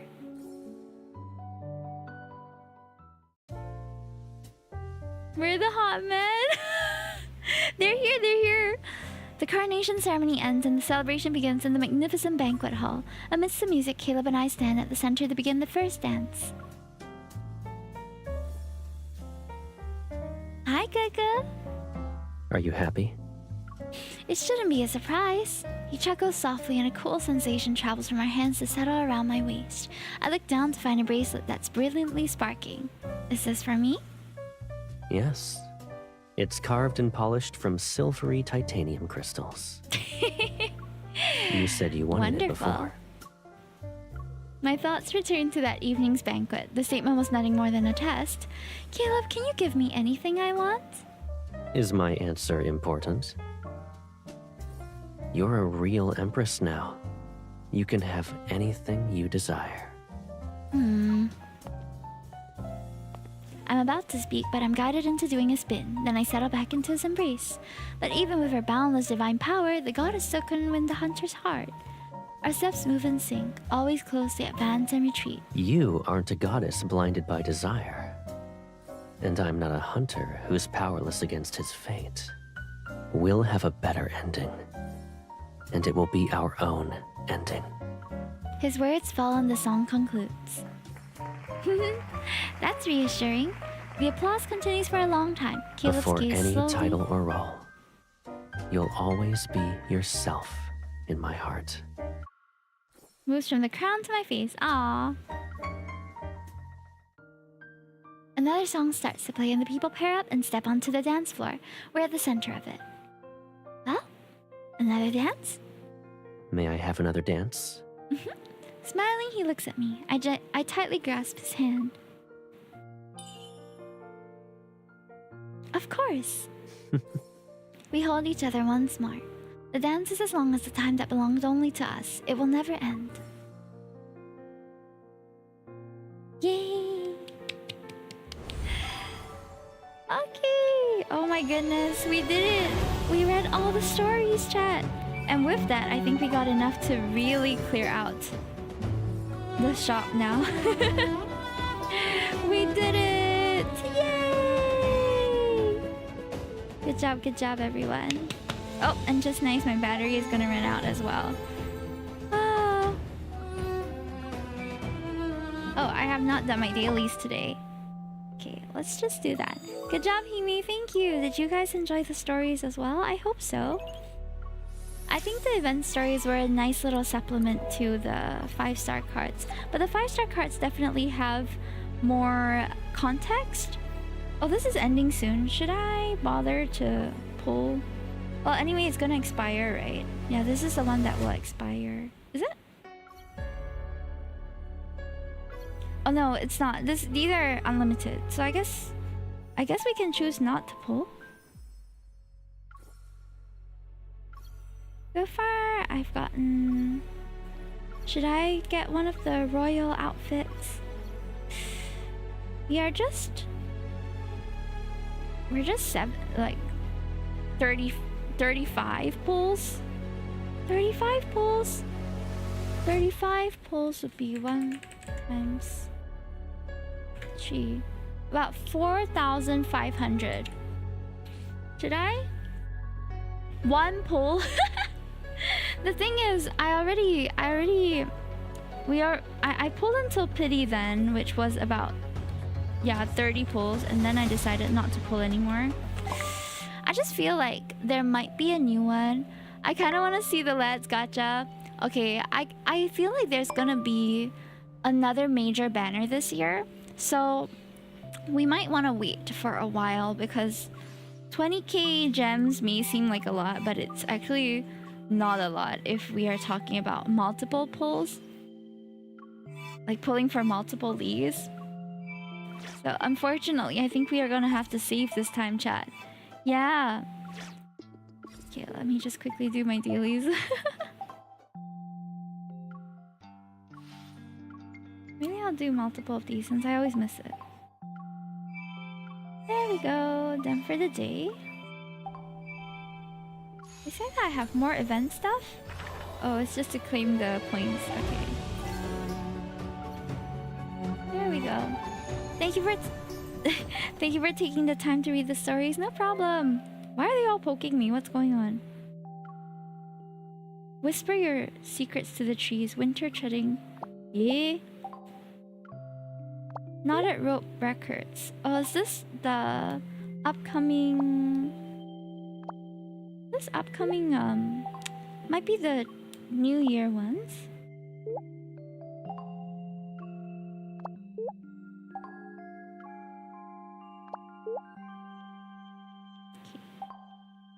Alright, chat.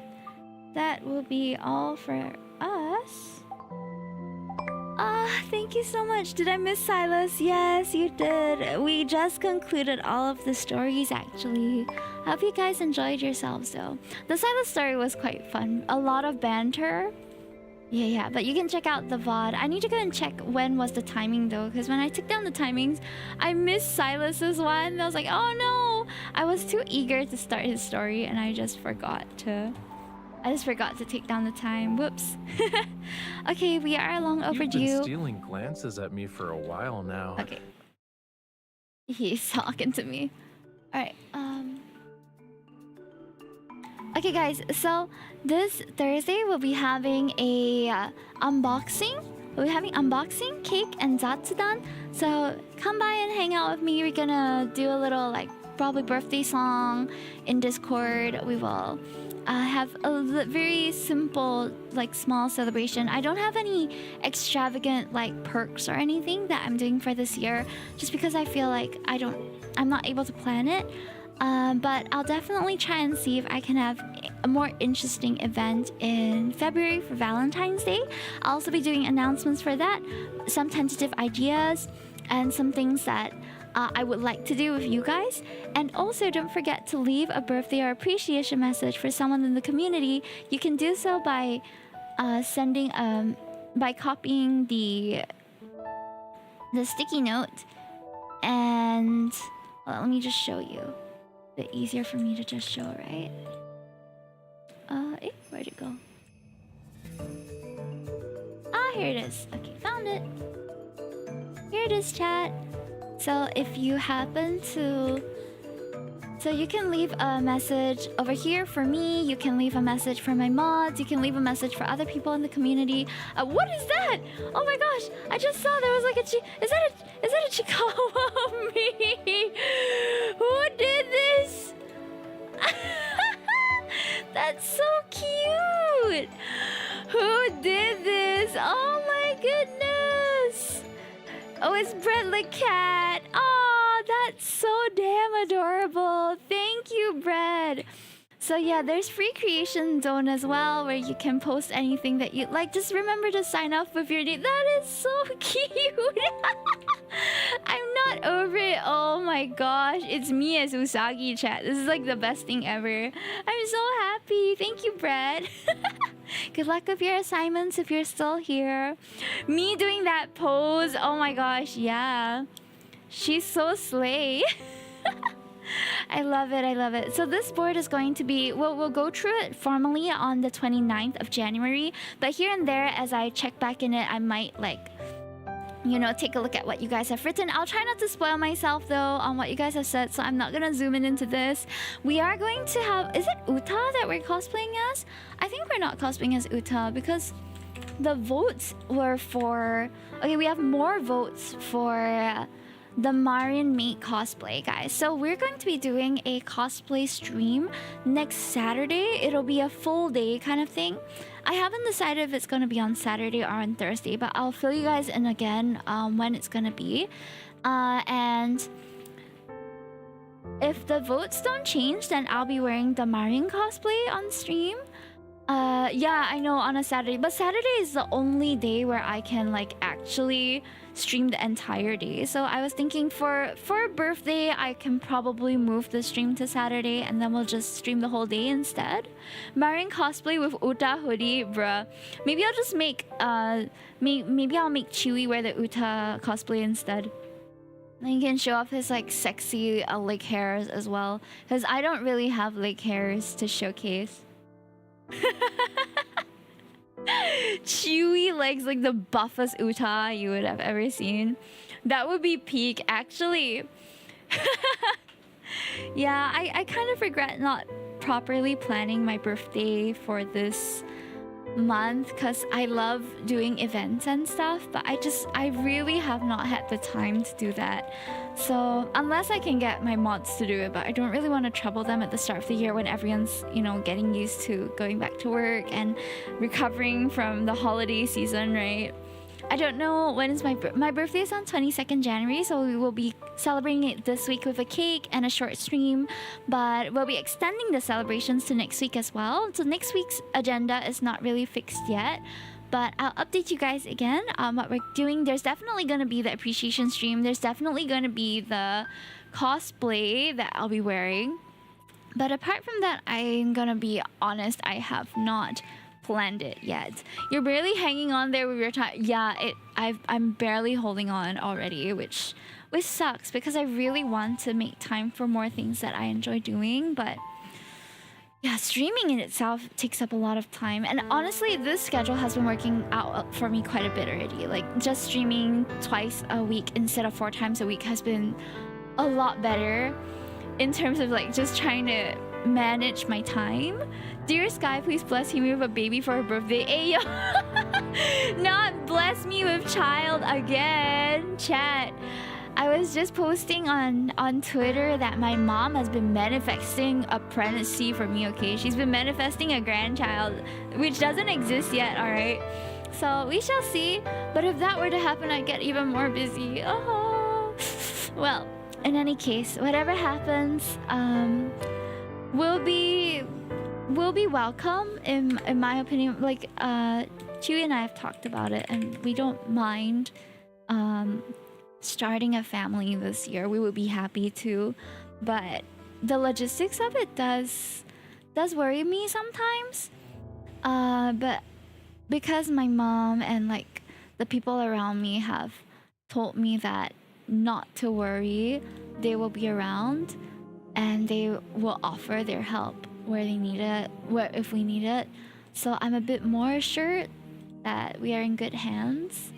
But still, I think the climate for having children 20 plus years ago and the climate for having children now is just so different. Like when my mom had me, she could afford to be on, she and my dad could afford to live on one paycheck, and she was a stay-home mom for 8 years before she decided to go back to work.